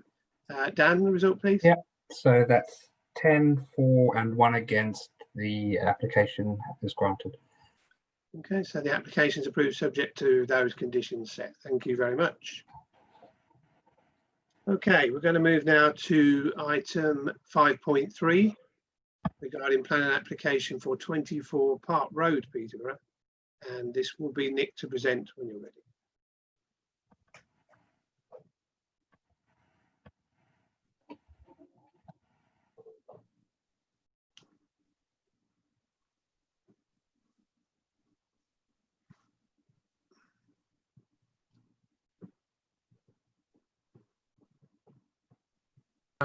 Next slide, please, Dan. Thank you. So the application site is 24 Park Road and involves an area to the rear of the premises, which extends behind numbers 26, 22 and 20, as shown on the red line drawing on your screen currently. Next slide, please. So this again shows a block plan showing the extent of the application site as is and as proposed. And on the proposed block plan, that shows the extent of the area subject to the application. And I'll say a little bit more about that in a later slide. Next. So this is the proposal. And it involves the formation of a shisha smoking area in this rear landscape and yard area. The top of the slide is a boundary wall which is shared with the car park to the Bull Hotel, which is a Grade 2 listed building.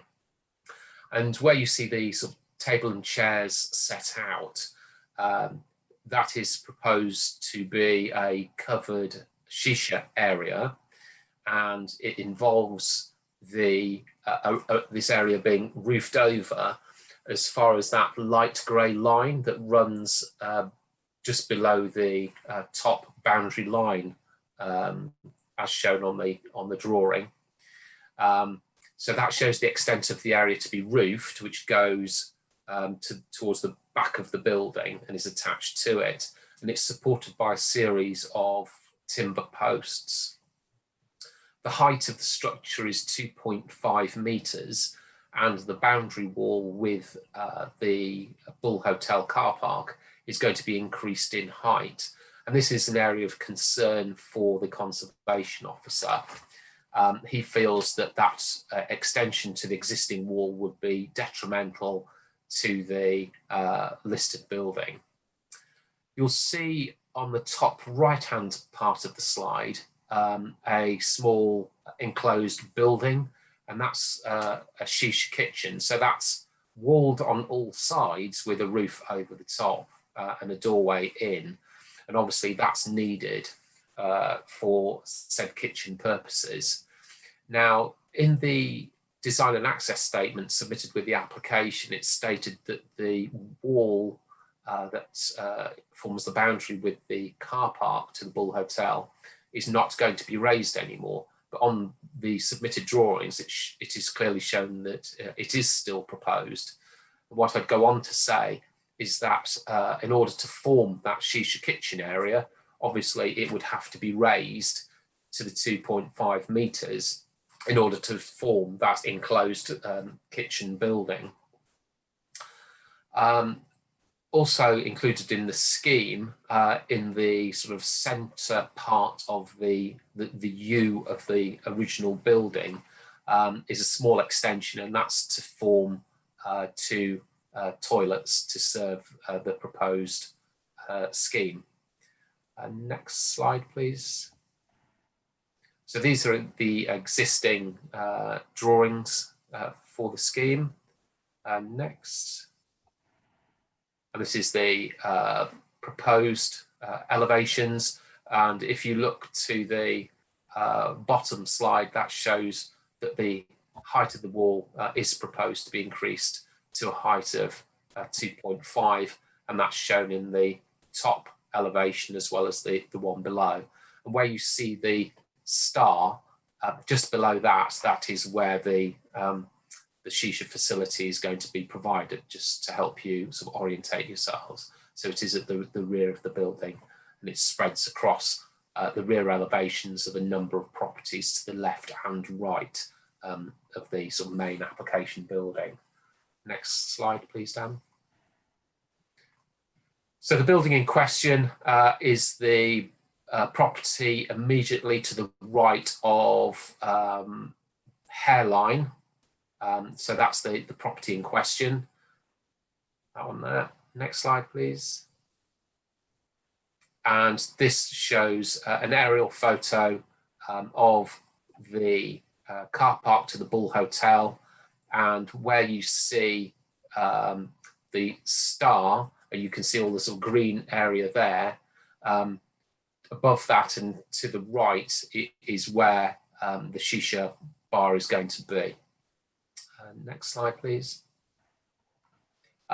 You'll have to forgive the next series of photographs because the nature of the site, it's really difficult to get photographs. It's quite sort of tightly packed. So this is a photograph looking to the rear of the main part of the application area, and straight ahead of you to the sort of left of the staircase that's in the middle of the slide is going to be the area where the two toilets are going to be provided. Next slide, please. So this is the area sort of next door. Next slide, please. Another photograph there showing the relationship. Next slide, please. And this is taken from the Bull car park looking towards where the shisha area is going to be. The wall is difficult to see behind all of the vegetation. Next slide, please. And this is a wider shot with the application site immediately on the right-hand side of the slide to the sort of where the lamp standard is on the right-hand side of the screen, going across to the left towards the lamp standard that's in the middle. Next slide, if there is one, Dan. And this is a photograph shown from the sort of entrance to the yard area of the building, the first row in the block, looking to where you see the vegetation. Beyond there is where the shisha lounge is proposed to be. I think that's the last photo, is that correct? Yes. The proposed materials for the scheme are sort of insulation material with a ply finish. I don't feel that provides us with enough detail as to what the structure is going to look like in terms of establishing whether or not it's going to be of satisfactory appearance. I appreciate fully that when you're looking at the rear of those buildings, they're not in the best of conditions and they are not the most attractive. But what we should be trying to do is to achieve a satisfactory appearance and try to sort of lift the sort of the quality of design and materials in the area. So we consider that the proposal should be refused for two reasons. One, there's the inappropriate alteration to the wall that's shared with the Grade 2 listed building, i.e. the Bull Hotel. And secondly, we're concerned about the impact of noise and smoke on the adjacent residential properties. I appreciate that committee has previously approved shisha lounges contrary to officer recommendation, and officers themselves have approved shisha lounges in other locations. However, we feel that those examples where officers have themselves approved schemes, those have been in a slightly different context to the context we have here in terms of the closeness of the relationship of the proposed shisha lounge with the adjacent residential nearby. We feel that this particular case, they are cheek by jowl, whereas in the other locations, they're a little bit more distant. The agent has highlighted that there is a scheme that has been approved. I think it was on Lincoln Road. Only a temporary consent was granted for that, and that expired in June earlier this year. And it doesn't appear that we've had an application to either continue on with that scheme or cease the use. So what we'll be doing is having a look at that site to see whether or not the use is continuing and see whether or not it's appropriate to seek an application to retain that use.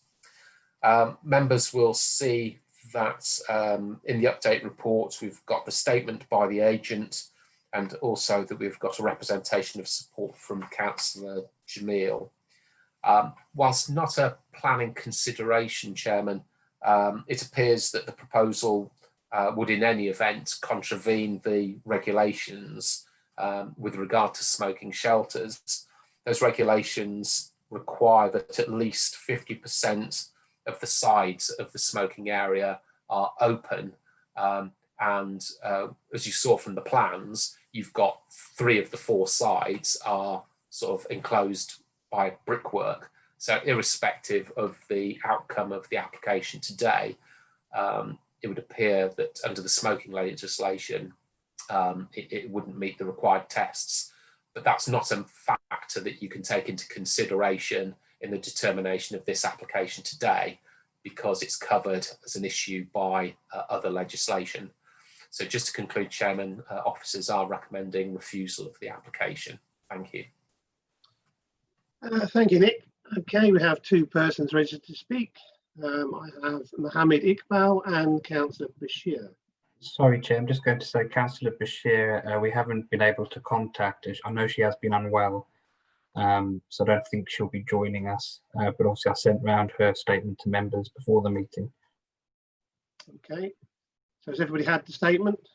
Please say so if you haven't. Councillor Brown?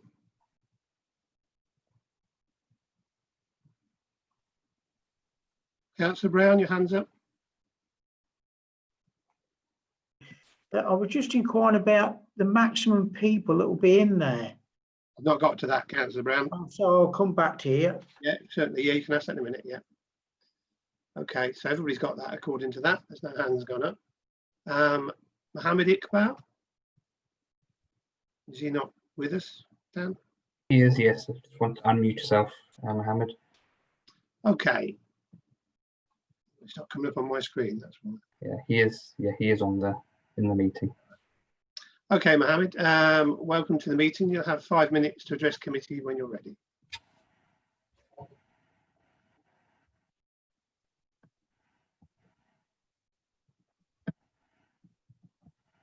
Can you hear us, Mohammed?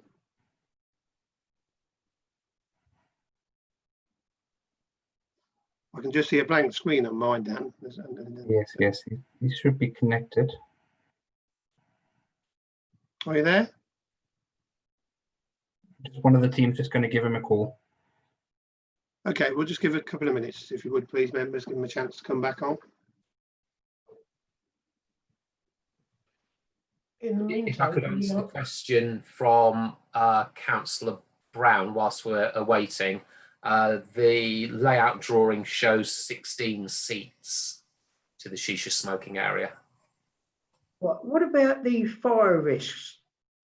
The fire risks there, because there's no, how are we going to get? You can't climb a wall that's in the Bull Hotel. Through you, that wouldn't be a consideration for us in the determination of this planning application. I wouldn't consider it to be any different from a pub smoking area. We're carrying on that theme then. Councillor Hogg, you have a question? Yeah, just surrounding the, you were saying about the not extending the height of the wall was a consideration for, I can't remember the note there, in terms of, is it to do with the Blue Bull Hotel as to why they can't increase the height of the wall? Conservation. Yeah, through you, Chairman. I don't know whether or not the wall is owned by the Bull Hotel or whether or not it's owned by the properties. I would imagine it would be the Bull Hotel. But irrespective of that, this proposal is to erect an extension to the wall. And it's that extension to the wall that the Conservation Officer considers is inappropriate. Okay. Sorry. You'll come back. You're coming back, Councillor. It was just that looking at the pictures of the wall from the car park, at the moment you've got this huge amount of undergrowth coming over the top of the wall, that an increase in the height of the wall would hardly be noticed in its current state? I mean, obviously, if they're going to be doing work, I'm guessing that all of that greenery is going to go. But essentially, that they've been used to having a higher boundary than is currently the case with just the brick wall alone. Through you, Chairman, as you said, the greenery or most of it is going to be lost as a consequence of the development, and therefore we feel that the extension to the wall would be more visible than it currently is now. As you said, a lot of it is covered up by the greenery. It's going to be more exposed and more obvious, that roof extension. Okay, Councillor Jones. Yeah, just going on from there. Thank you, Chair. You did mention, unless I missed something, Nick, is in relation to the Bull being a Grade 2 listed building, and I still haven't got the correlation between the Conservation Officer and saying the wall is inappropriate when it's on the opposite side from if the Bull is a Grade 2 listed building, and I'm still not quite sure what the objection is to that particular wall there, going on from what Councillor Hogg was asking. It's the fact that the wall is part of one of the original features of the Bull Hotel, and therefore that's why it's relevant to consider it as an integral part of the listed building and its setting and appearance. Okay, fine. Councillor Iqbal. Thank you, Chair, and through you. My question to Nick Harding is a bit confusing. Now, how I understand that they submitted an application and they withdrew the application, and this is a revised application. Now, my understanding is, and what I'm looking at this note, says that based on the Conservation Officer's comments on the previous application, plans were amended to address those points and concerns and which have been satisfactorily achieved. Is that not the case, that the revised application meets the requirements that were raised by the Conservation Officer, or does the Conservation Officer still have objections? Through you, Chairman, the Conservation Officer still has an objection. How best to describe the situation that we're faced with? Under the original scheme, the covered area to the Shisha Lounge went right up to and was attached to the boundary wall with the Bull Hotel in its extended height form. Under the revised scheme, the canopy doesn't extend as far as the wall. It stops so that there's a couple of meters between the edge of the canopy and where the wall starts. However, they're still proposing to increase the height of the wall. And as I mentioned in my presentation, there is the Shisha kitchen area, which is a completely enclosed structure. And that structure is being shown as being 2.5 meters high. And therefore, by default, it would require an extension to the boundary wall with the Bull Hotel car park. So the Conservation Officer is still not happy with the scheme because they're still proposing to increase the height of the wall. Yes, carry on, please, Councillor. Thank you, Chair. Now, 2.5 metre, is that not acceptable? I mean, I understand that they've reduced the height to 2.5 metres. Is that not still acceptable? Through you, Chairman, they've not decreased the height at all. Their proposal has always been to increase it to 2.5. The Conservation Officer is concerned that increasing the height of the wall would be damaging to the heritage asset.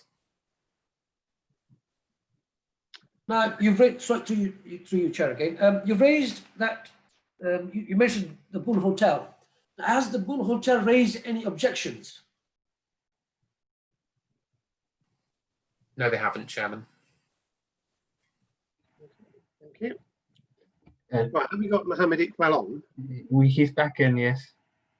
Okay. We're going to try dialing in using the phone because his audio is not working.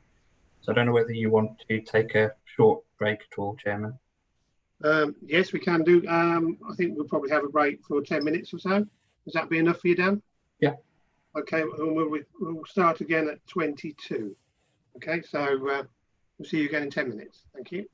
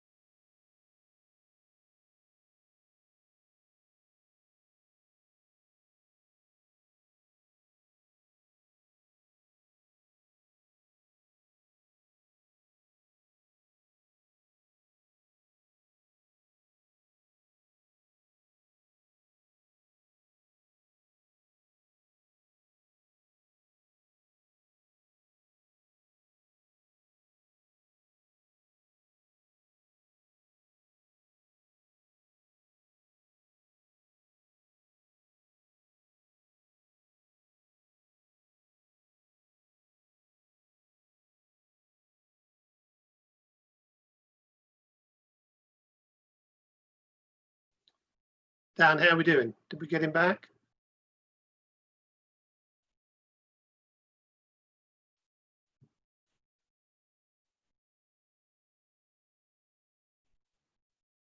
Hi, Chairman. Yeah, we have him on the screen, but we're having problems with audio. It doesn't seem to be working.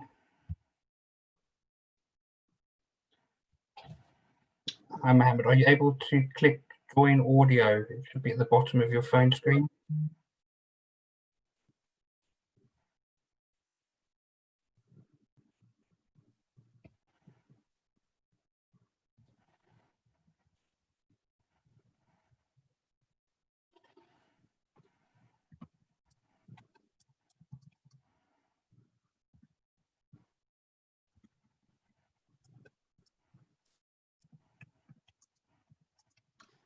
Just while we're waiting, Councillor Iqbal and Councillor Brown, could you put your hand down on your blue hand if you've got it ticked, please? Thank you, Richard. He's connecting to audio now, Chairman, hopefully.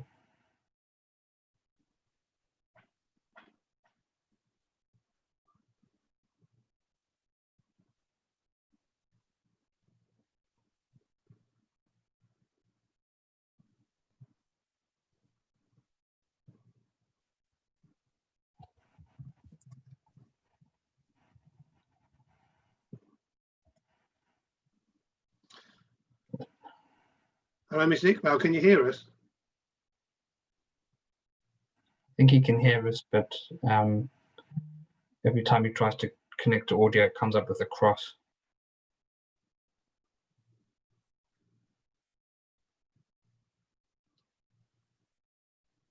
Can the statement be read out? Is that suitable, or are we looking now at having to adjourn this? Yeah, I think if we just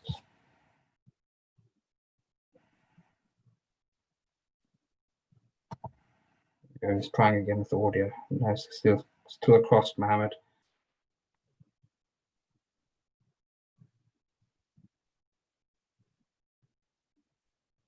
I think if I just break for 5 minutes, Chair, and I'll give him a call and see if he's okay with the statement being read out on his behalf. It's a bit difficult. We'd have to stop for another 5 minutes, I think, because unless there's any other questions to officers, we're at the point where we need to go to debate. And if Mohammed has got, I'm sure, information to say and for members to question him on, we're stuck really. We can't move on to debate without all the information. So if you want another 5 minutes, I'll give you another 5 minutes. Okay. That we have to make a decision then what we're going to do. Okay, so Could we go on to the next item and then come back to this, perhaps? And that might give him a bit more time to sort himself out. It's something I'm thinking about in a minute. As maybe the only option, Councillor Hogg. Yeah. So, okay. I'll tell you what I'll do. I'll ask committee then. Committee, are you happy to move to the next item and come back to this one? If there's any dissent with that, would you mind putting your hand up? I think we've given him a fair crack then to join us, and we are being fair. Okay, that being the case,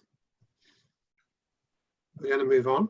We're going to move on to, while Dan and Pip, if you can get him, we'll go to item 5.4, which is the application for Forge Cottage, 10 the Green in Blinton, and will be presented by Nick when you're ready. Thank you very much, Chairman. Next slide, please. The extent of the application site is edged in red. You'll see at the top of the red edged area, there is a building, and that's the residential dwelling associated with the plot. At the forward section of the site, near where it says the green, there's a small square in the sort of centre of the red edged area. That is a garage which had planning permission to be demolished and replaced with an annex within the grounds of this residential plot. So that planning permission is in place already, and the application that's before you today is to vary the materials to be used to construct the annex with. What was approved previously was that the dwelling would have, the annex would have a render finish, which would match the colour of the host dwelling at the back of the site. And the building would have stone coins, so that's edging to each of the corners of the structure. The roofing material would be faux slate, and the doors and windows would be constructed from timber. Under the application we've got today, the revised materials are going to be stone along what I'll call the foot of the building. So that's the first ½ metre or so of the height of the building. That's stone. And then above there, up to eaves level, will be weatherboarding. The faux slate is still proposed to be used for the roofing material, and instead of timber doors and windows, aluminium frame doors and windows are going to be used instead. So if we go to the next slide, please.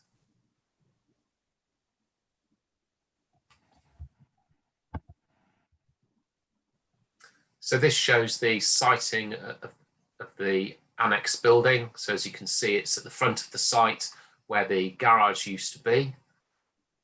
Next slide, please. And this is an illustration of the elevations showing the proposed materials. So as you can see, it's got the sort of stone footing area, and then it's got the large softwood weatherboarding above, going to the faux slates for the roof covering, and the drainage materials are going to be black plastic. So this has been subject to conservation comments, and the conservation officer is happy with what's proposed, and hence we have the recommendation for approval. I think that these materials do represent an improvement on what was previously proposed. Next slide, please, Dan. This is the proposed floor plans. Next slide, please. And this is what was originally proposed. So you can see the render with the stone coins along the edges. Next slide, please.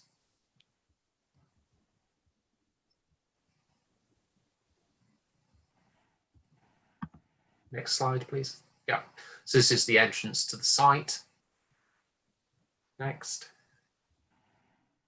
This is the garage that is going to be removed and has got permission to be removed already. It's actually been removed. So I think that's shown in one of the next slides. Next. So that's the footing of where that building used to be. Next.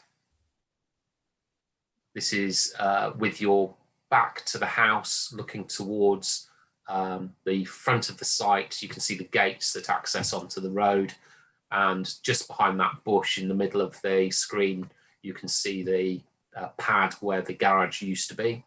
Next. And this is the dwelling. So as you can see, that's had a sort of a render finish with stone coins, and the original approved annex sought to mirror that. But I think that the revised materials are equally appropriate in this instance. Next slide. So you see from the report that the parish council disagreed with the conservation officer, and they thought that the materials were inappropriate. But I'm satisfied that the conservation officer has made the right call on this, and hence we're recommending approval. I've got no updates to the report to bring to your attention, Chairman. Thank you very much. Okay, thank you very much, Nick. We have one speaker on this one then. We've got the agent, which is Peter Faville. Peter, you have 5 minutes when you're ready to address committee. Good afternoon. Can you hear me okay? Yes, I can. Thank you. Thank you for the opportunity to speak as the agent to the committee. I'll keep this fairly brief. As you've heard, the principle of the annex is already approved by the parent application. a meaningful start on site has already been made. The amendments sought by this application do not alter the siting or footprint nor the ridge heights. The aim is to apply a more subservient character to the annex by way of materials which respects the hierarchy of the site and the surroundings, and to make some minor amendments to door and window positions. The formally approved application with bright white render and ashlar coin detailing seems overly grand for an annex. We've had several emails and phone calls with the case officer and conservation officer discussing suitable materials that would help soften the appearance of the proposal and to allow it to settle in over time. The use of local limestone complemented by a conservation slate and natural weatherboarding is readily accepted for outbuildings and annexes in our local area. We've looked to barn conversions and outbuildings for precedent, with examples received from the conservation officer. There are variations in the type of weatherboarding. The applicant has an open mind as to whether this should have a straighter feather edge or a more rural waney edge, but agrees that it should be allowed to weather down and settle in. And so we thank the conservation officer and the case officer for their assistance and guidance in formulating the proposal and agree with the sentiments of their recommendations. Thank you. Thank you, Peter. If you just remain there for a little while. Okay, members, any questions at all for Peter?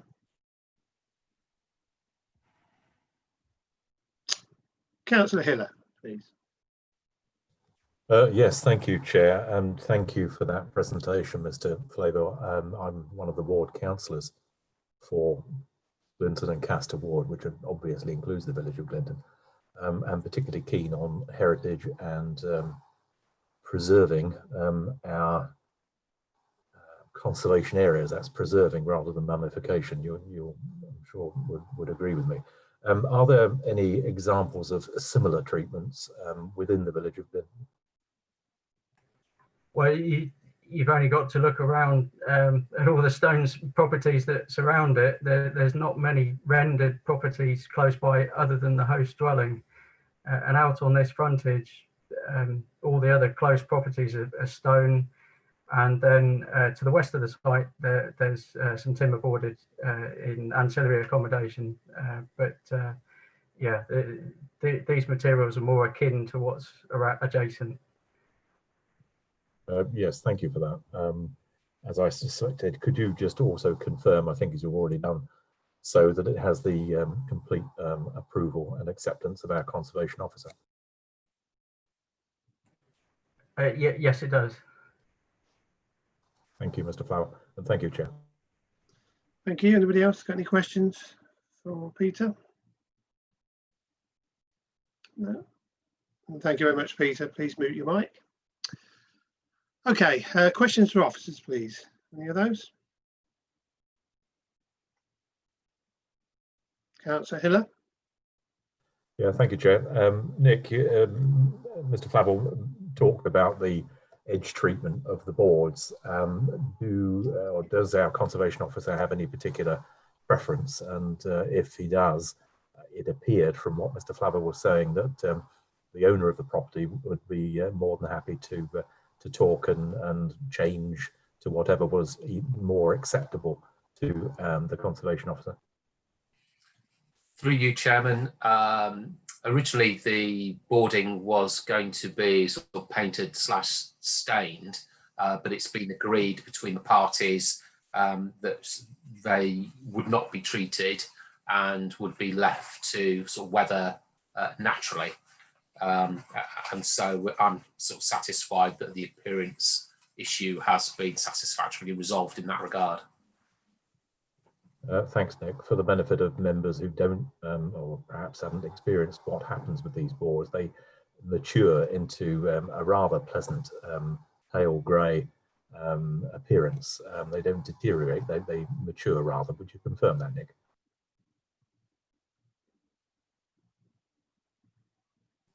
Yes, that's my experience too, Chairman. Thank you. That's me done. Thank you, Chair.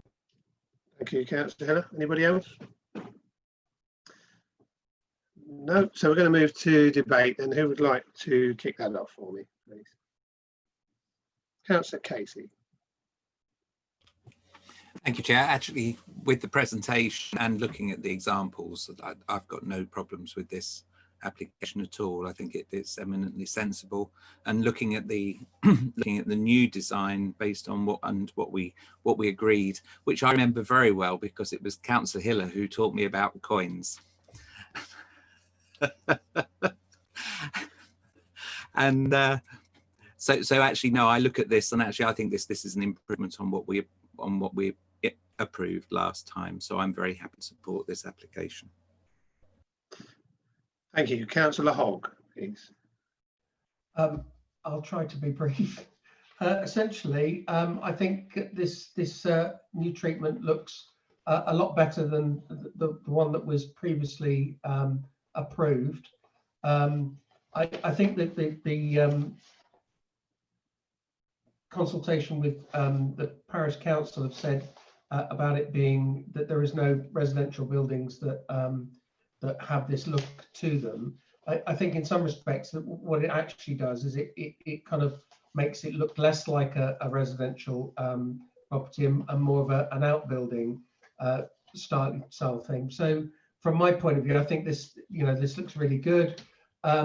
Just looking at God love Google Maps and their aerial photographs, that essentially you're not really going to see much of this building from outside of the property line anyway.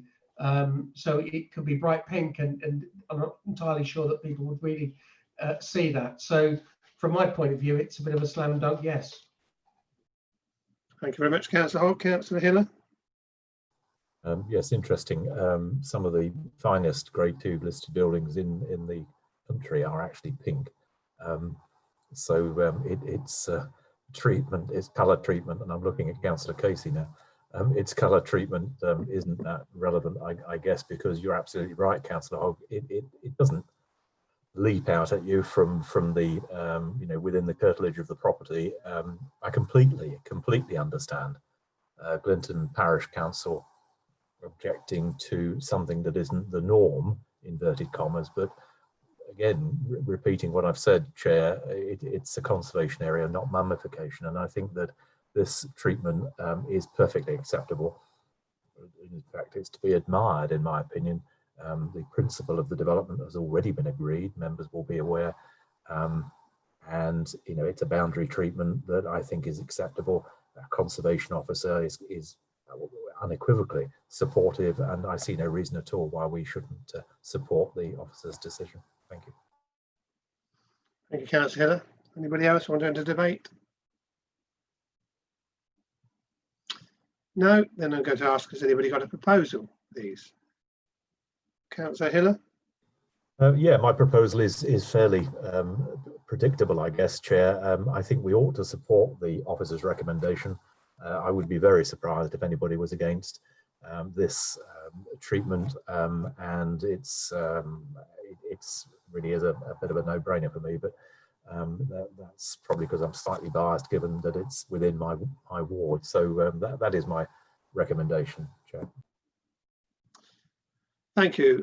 Seconding, is that Councillor Iqbal? Are you seconding? Would you say yes? Yes, that's correct. Thank you very much. Okay, so we have a proposal, we have a seconder, so we'll now move to the vote. Again, for clarity, I'll ask each member in turn if they are for, against, or abstaining. Councillor Bond. For. Councillor Brown.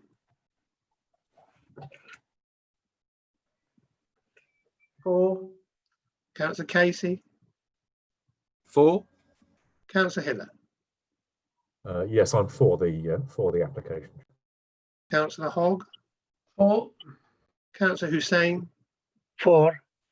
Councillor Iqbal. For. Councillor Jones. Very attractive building. For. Councillor Rush. For. Councillor Warren. For.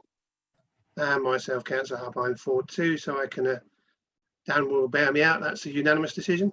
It's unanimous, Chairman. Okay, in that case, the proposal is agreed and the application is approved. Thank you very much. Now, going back, how are we getting on, Dan? Yeah, the issue we have is the speaker and the microphone on the gentleman's machine doesn't work. The only way we might be able to get around it is if we play him through the phone through Jane's computer. I'm happy with that if we can try it. Yeah. So I think Jane's just going to call him to try and get him to play himself through her speaker, so to speak. Okay. I've certainly seen that work in the past.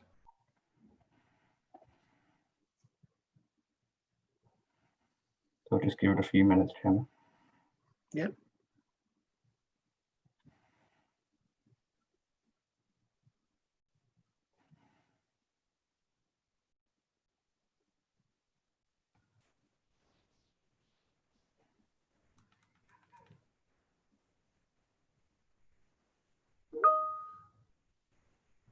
Right, okay.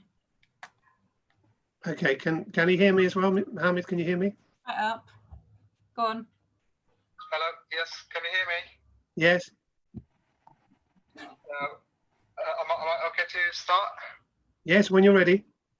Oh, okay, thank you very much. I really do apologize for this. I just don't know what happened. What's been happening because I'm completely set up on here on my laptop, but I don't know why you can't seem to hear me, but I can't hear yourselves. So okay, I'll start with this now. So I'd just like to say thank you very much for letting me speak on behalf of the applicant. The application site is located within the city centre. The site is surrounded by other mixed uses of commercial properties within the shopping area of Peterborough, which is a very vibrant, attractive place and has late night amenities. The access to the Shisha Lounge will be from the front entrance of 24 Park Road. On the previous submission of the application at this site, environmental stated that they had great concerns regarding odor, smoke and noise.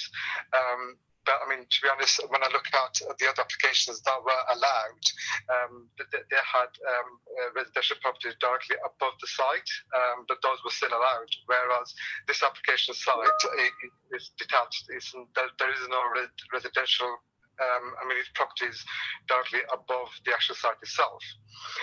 So therefore, this premises, it is in a much better location, and which will have far less disturbance to the residents.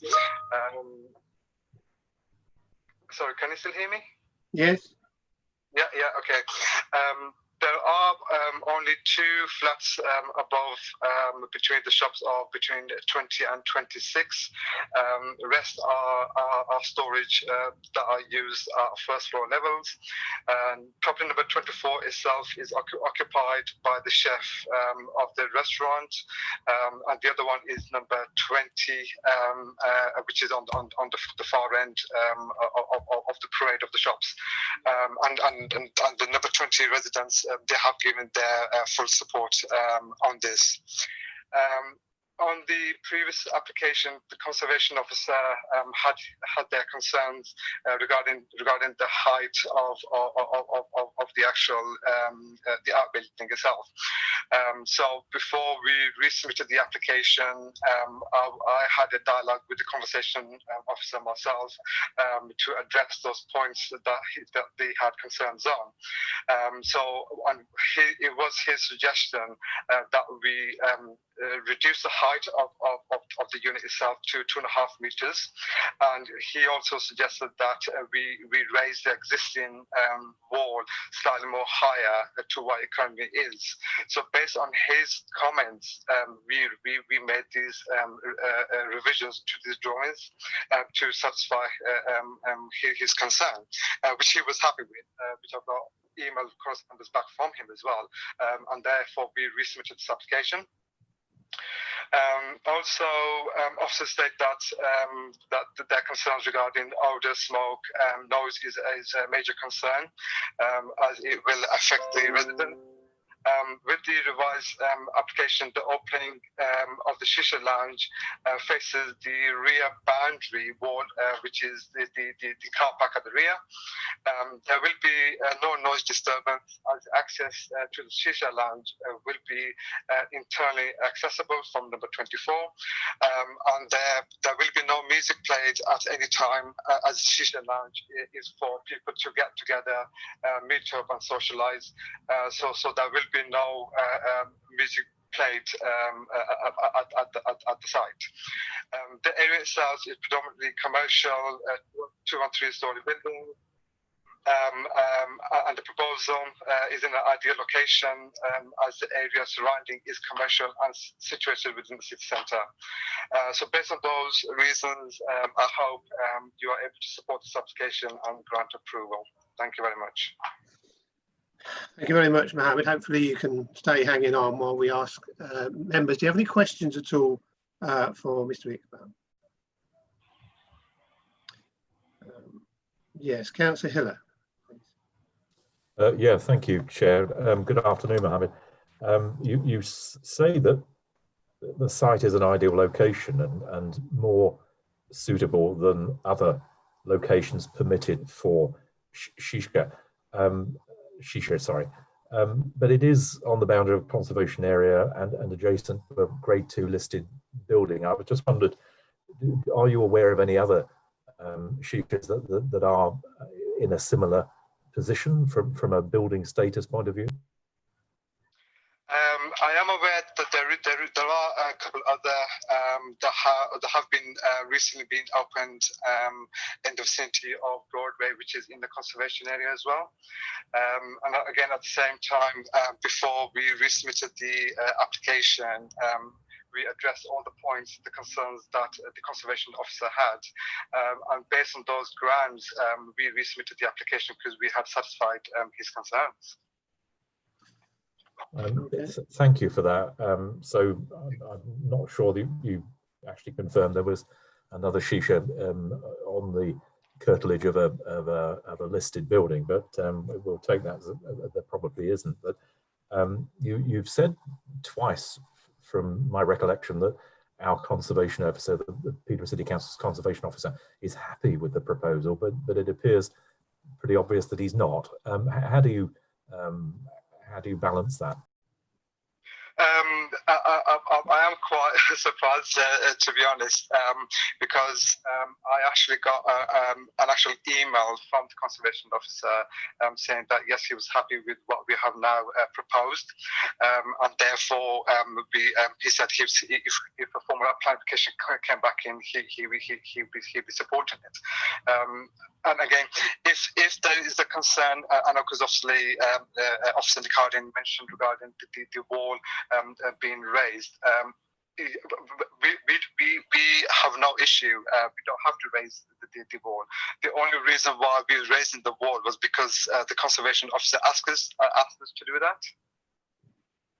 that. We've been told that the wall needed to be raised to 2.5 meters because of the shisha kitchen. Can you comment on that? No, that was not the case. The conservation officer just purely stated that he just for the overall view of the site itself from the car park, he said he'd be comfortable with if the wall itself was raised in this entirety, not for because of the kitchen itself. No. If I might, Chair, but does the wall have to be raised to 2.5 meters because of the kitchen? No, it doesn't. Because obviously any height which is, for argument's sake, like 2 meters, 2.1 meters is satisfactorily achievable and adequate. We don't need the wall to be raised to 2.5 meters. We only raised amended the drawings to show 2.5 meters is because we were asked to raise that wall. Thank you. And if I might finally, Chair, just slightly different question, but how is the smoking area accessed from the building? Is it through a kitchen of any description? No, if I don't know if you're able to go back to the plans itself, we've created a complete separate access from the restaurant itself. So the kitchen remains on the left-hand side where there's a solid wall, and then you've got the access on the right-hand side where the toilets are. That would lead. Again, the toilets are separate with this. Doors attached to it, so then the access leads into the shisha to the rear without the need to go through the kitchen. So no, there is no need for any customer to go through the kitchen to go to the back of the shisha now. Okay, thank you very much. I won't ask you about the whether the facility complies with smoking regulations, because that obviously isn't a planning issue, but we understand. Again, I'm happy to address that as well. No, I'm not asking about that. I do need you not to address that, because that's not something we can take into account. So, thank you. Sure. Okay. Questions finished. Thank you very much, Councillor. Councillor Iqbal. I'm not going to ask any questions, Chair, because the questions I wanted to ask, Councillor Hiller has already asked them. Okay. So yeah, thank you. Okay, thank you. You've asked the questions. Any other questions at all? No. Councillor Iqbal, you still got your hand up? Or you have your... No, you're not going to.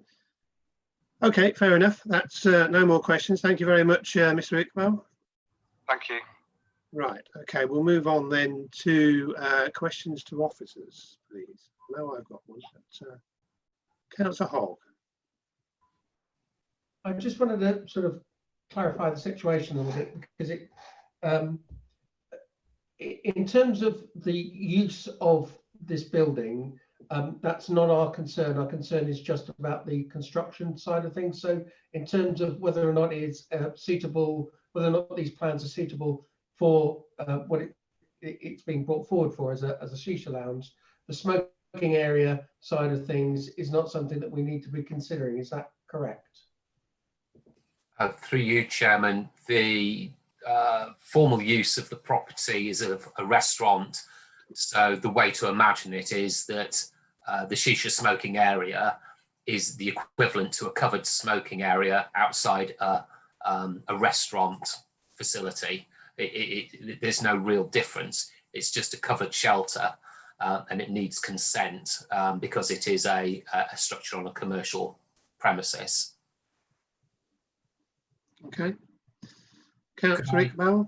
Anticipate a question that I'm likely to be asked, and ask Dan to put up the presentation for me.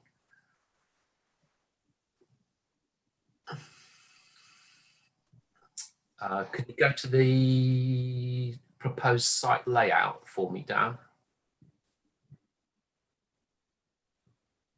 That's it. Oh, that's the one. So what you can see in the right-hand corner is the top right-hand corner is a fully enclosed kitchen area. So it's got a roof, 4 walls, and a door in. And as you can see, running along the top, but slightly diagonally, is the boundary wall with the Bull car park. That shisha kitchen is clearly shown as being attached to that wall.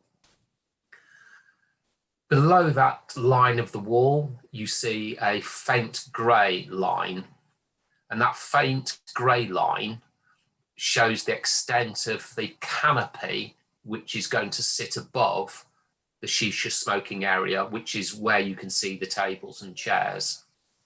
Okay, so if you can fix that in your minds, and then Dan, if you could go to the proposed elevation drawings. Okay, that's the one. So it's a little bit blurry and unclear on my screen. So just to go through it, where you've got the blue star, to the right of it, you've got a vertical structure shown that's freestanding, and that is the boundary wall with the Bull car park. Apologies, it's force of habit. I keep saying Red Bull. I'm not sure why. Product placement or all. So the script adjacent to that wall says existing wall to be increased in height to 2.5 meters using matching materials. So that's point one to note. The second thing to note is the height of the extended wall, as shown on that drawing, is 2.5 meters. And if you look across to where the canopy is proposed to be, directly under the blue star, you can see that the height of the structures is the same. And therefore, if you look at the top line, which represents the uppermost section of the roof that's going to be formed, that's the same height as the wall next door, which is shown as being 2.5 meters. And therefore, in my view, the height of that building at its maximum, the cover, the canopy area, is going to be 2.5. And therefore, the same must follow for the fully enclosed kitchen area that I pointed out on the previous slide.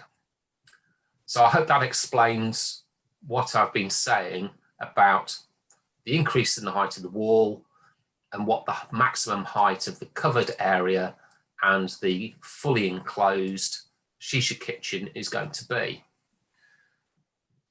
In terms of the Conservation Officer's comments, what he has said is that that wall, he's happy to go up to a height of 2 meters, but he's not happy for the wall to be any higher than 2 meters. And as you can see, it's 2.5. So that's why I'm saying that the Conservation Officer is objecting to the increase in the height of that wall. Thank you, Chairman. Thank you, Dan. Thank you. Are you done, Councillor? I think so for now, anyway. Yeah. Okay. Thank you, Councillor Iqbal. Thank you, Chair, and through you. I think Mr. Harding has answered the questions I will probably pose to him. Starting, what I always like to have a fair and balanced sort of decision when you make a decision. Considering that the architect is saying that he's got emails from the conservation officer stating that he's happy, that show some concerns that where is a misunderstanding? I mean, if you disagree with something, you disagree. If you accept, you accept. So I am just a bit confused in terms of if he disagreed, he would have said he's disagreed, but where is the architect getting this information from where he's convinced that the email states that he's happy with the scheme? Through you, Chairman, I'm equally concerned that, I've got an email in front of me with the officer's comments saying he doesn't want to see the wall extending beyond a height of 2 meters. And the agent is saying that he's got an email saying that the Conservation Officer is happy with a 2.5 meter high wall. I think where the confusion might be coming from is under the original scheme, the canopy went all the way and was connected to the wall with the Bull Hotel in its entirety. And under the revised proposal, as I explained just now, it has been cut back so that there is a gap between the edge of the canopy and the wall where there's no covering over. The only exception to that being is where you've got the shisha kitchen, which is a fully enclosed building. Okay, Councillor Iqbal, anything else? No, Chair, thank you. Councillor Brown. Yes, because the board didn't obviously respond to the planning application, what about the neighbours each side, Hairline and the other side? Did they respond to anything, yes or no? Because Hairline's adjoined to the building, and the other, I don't know what the other side is, I don't know, but did anybody respond saying yes or no to the application, the planning application? Through you, Chairman, we have no responses to the consultation on the application. Well, that's very strange. If I was my neighbour. Okay, fine, thank you. Anybody else? So could I just maybe Stephen will come in on this. There's a bit of dispute, I appreciate, between Mr. Iqbal and what's been said or allegedly been said or emailed. I think I'd be right in saying we must make our decision based on the drawing that's before us, which is 2.5 metres. Is that correct? That is correct, Chairman. Yes, you have to look at what you have now before you for this application. Okay, thank you. I just wanted to make that clear, so everybody's clear that we're looking at the drawing and not the dispute. Okay, fine, thank you. Anybody else got anything for officers? Councillor Iqbal. You're on mute, sorry. Sorry. Question. What I was going to recommend, because I see a lot of confusion. It's not that I am minded to go against the officer's recommendation, but what I want to do is to make proper findings so that I can make a proper decision on it. I believe there's a substantial amount of confusion or misunderstanding somewhere that needs to be addressed for a fair decision. Is it not possible that it could be adjourned so that we could address all those concerns so that we have a proper sort of facts before us and we can make a proper decision? Is that not possible? Stephen, please.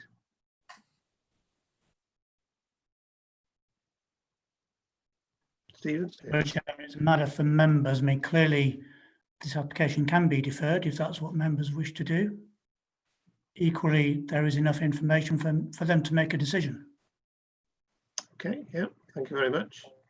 So that would be something if you'd want to propose, Councillor Iqbal, at the moment. Any other questions for officers? No, okay, then we'll go to debate. Who would like to open debate, please? Councillor Hogg.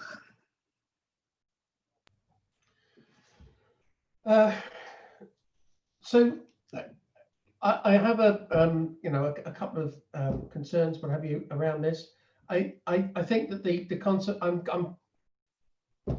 don't quite understand the conservation side of things, because it is a car park, and when you look around the car park, whilst I can see that the Bull Hotel is something that we need to conserve, and that it's a sort of a jewel in the crown of Peterborough.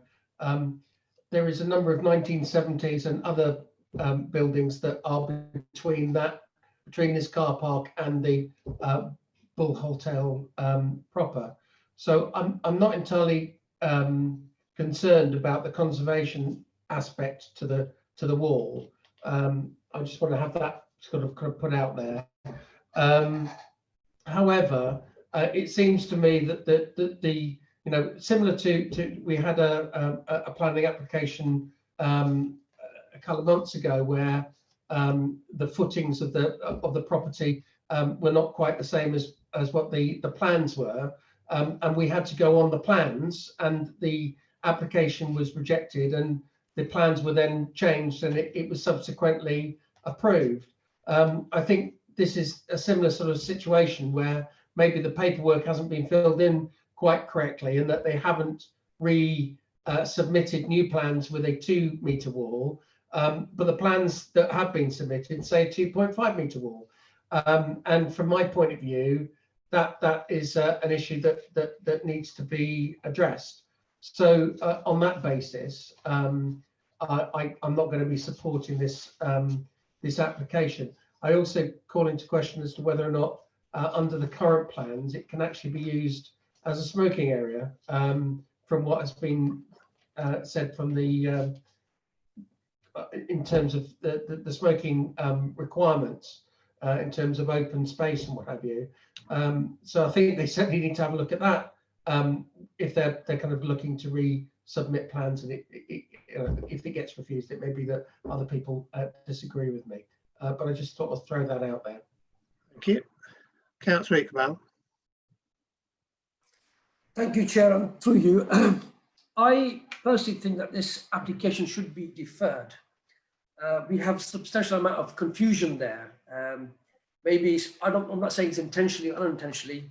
There could be a clear misunderstanding from one part, either from the officer's point of view or from the applicant's point of view. I know Mr. Iqbal is doing his job as an architect, and in fairness to the applicant, we should have all the information before us to make a proper decision. So I would recommend that this application is deferred, and all those issues that the architect has raised should be addressed with the officers and should come back to the committee for a proper decision. It does not mean in any circumstances that I am minded to go against the officer's recommendation or in favour. It's just that I want to have that confusion diminished before I can make a proper decision. Thank you. Thank you very much. Councillor Hiller. Yes, thank you, Chair. Unusually, I completely disagree with Councillor Iqbal. I think it's very straightforward. What we should be doing is not just accept an application that is relatively mediocre in a conservation area that, quite rightly, as Councillor Hogg has pointed out, is not the best looking conservation area, curtilage of a listed building in the city. That said, what we should be doing is looking for applications that keep to the level that it is currently, or even a retrograde step. I'm very conscious of that. There seems to be, as Councillor Iqbal has said, there seems to be confusion at best over this, but I have worked for many years with Nick Harding. He's the head of planning, and he has an email in front of him from his conservation officer saying that he doesn't want a 2.5 metre high wall. The plan says 2.5 metres. That's good enough, I'm afraid. If the agent, the applicant, is confused over that, then that really is the agent or the applicant's problem, not this. Okay, thank you very much. Anybody else? I'd just like to add that, from my point of view, I think I would go with Councillor Hill on this and Councillor Hogg, that it's a bit of there's just a bit of confusion there, but certainly we have what we have in front of us, and that's a 2.5 metre wall. And that's clearly not acceptable to our conservation officer or indeed our planning officers. I also have concern about the quality of the build here. I don't think there's enough detail about that, what this is going to be constructed of. I just have this horrible feeling of a great big corrugated plastic roof. I may be wrong, but I don't feel there's enough detail to and how that would affect the area. I don't like what I'm seeing there, or the lack of what I'm seeing. I must admit I'm minded to reject this and go with officers, because I just think that we have what we have before us and we must make the decision based on that. Okay, anybody else? Councillor Casey. Oh, thank you, Chair. Yes, no, I'm inclined to agree with Councillor Hogg, Councillor Hill, and yourself. We have the application in front of us, and that's what we've got to make the decision on. And also I agree with Councillor Hiller about our planning officer, and that he has an email in front of him with the explicit request that it wasn't 2.5 metres, and the application that we have is 2.5 metres. So no, I'm inclined to agree with officers' recommendation against this application. Thank you. Councillor Rush. Thank you, Chair. I've listened to all the arguments, but what we have to do is go what's in front of us, and it says on the drawings that wall is 2.5 metres high, and that's all we can go against. It should have been up to the agent to check that the correct figures was on the plans before they was added in. Thank you. Thank you. Just if I may come in before there's any more comments, because of the new rules that were agreed at full council, we have a 3-hour window, and you'll probably note we have coming up to that 3 hours, but we did have a break of 10 minutes, so I am intending to go till 22 before asking for any extensions, just so as you know. Okay, any more in the debate? No? In which case I'm going to go to, have we got a proposal, please? Councillor Casey. Thank you, Chair. I'd like to propose that we agree with officer's recommendation and refuse this application. Thank you, Councillor Rush. Are you seconding? Yes, I second that, what Councillor Casey has just said. Thank you. Okay, thank you. Okay, committee, we have a proposal and it has been seconded. So for clarity, we'll go to the vote. Sorry, we'll go to the vote. For clarity, I'll ask each member in turn if they are for, against, or abstaining. Councillor Bond. For. Councillor Brown.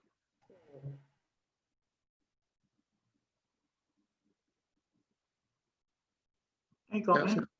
yeah, Councillor Brown. For. Thank you. Councillor Casey. For. Councillor Hiller. For, Chair. Councillor Hogg. For. Councillor Hussain. For. Councillor Iqbal. Abstaining. Councillor Jones. Marginally for. That's a 4 then. Councillor Rush. For. Councillor Warren. For. And myself, Councillor Harper, I'm for too. Dan, for the result, please. Yes, thank you, Chairman. It's a 10 for, one abstention. Therefore, the application is refused as per officer recommendation. Okay, so the application is refused. Thank you very much. This would bring the meeting to an end. So thank you very much for your time. If you would just please stay with me because we have a small briefing by Mr. Harding to come. It'll take about 5 minutes. So please don't go away.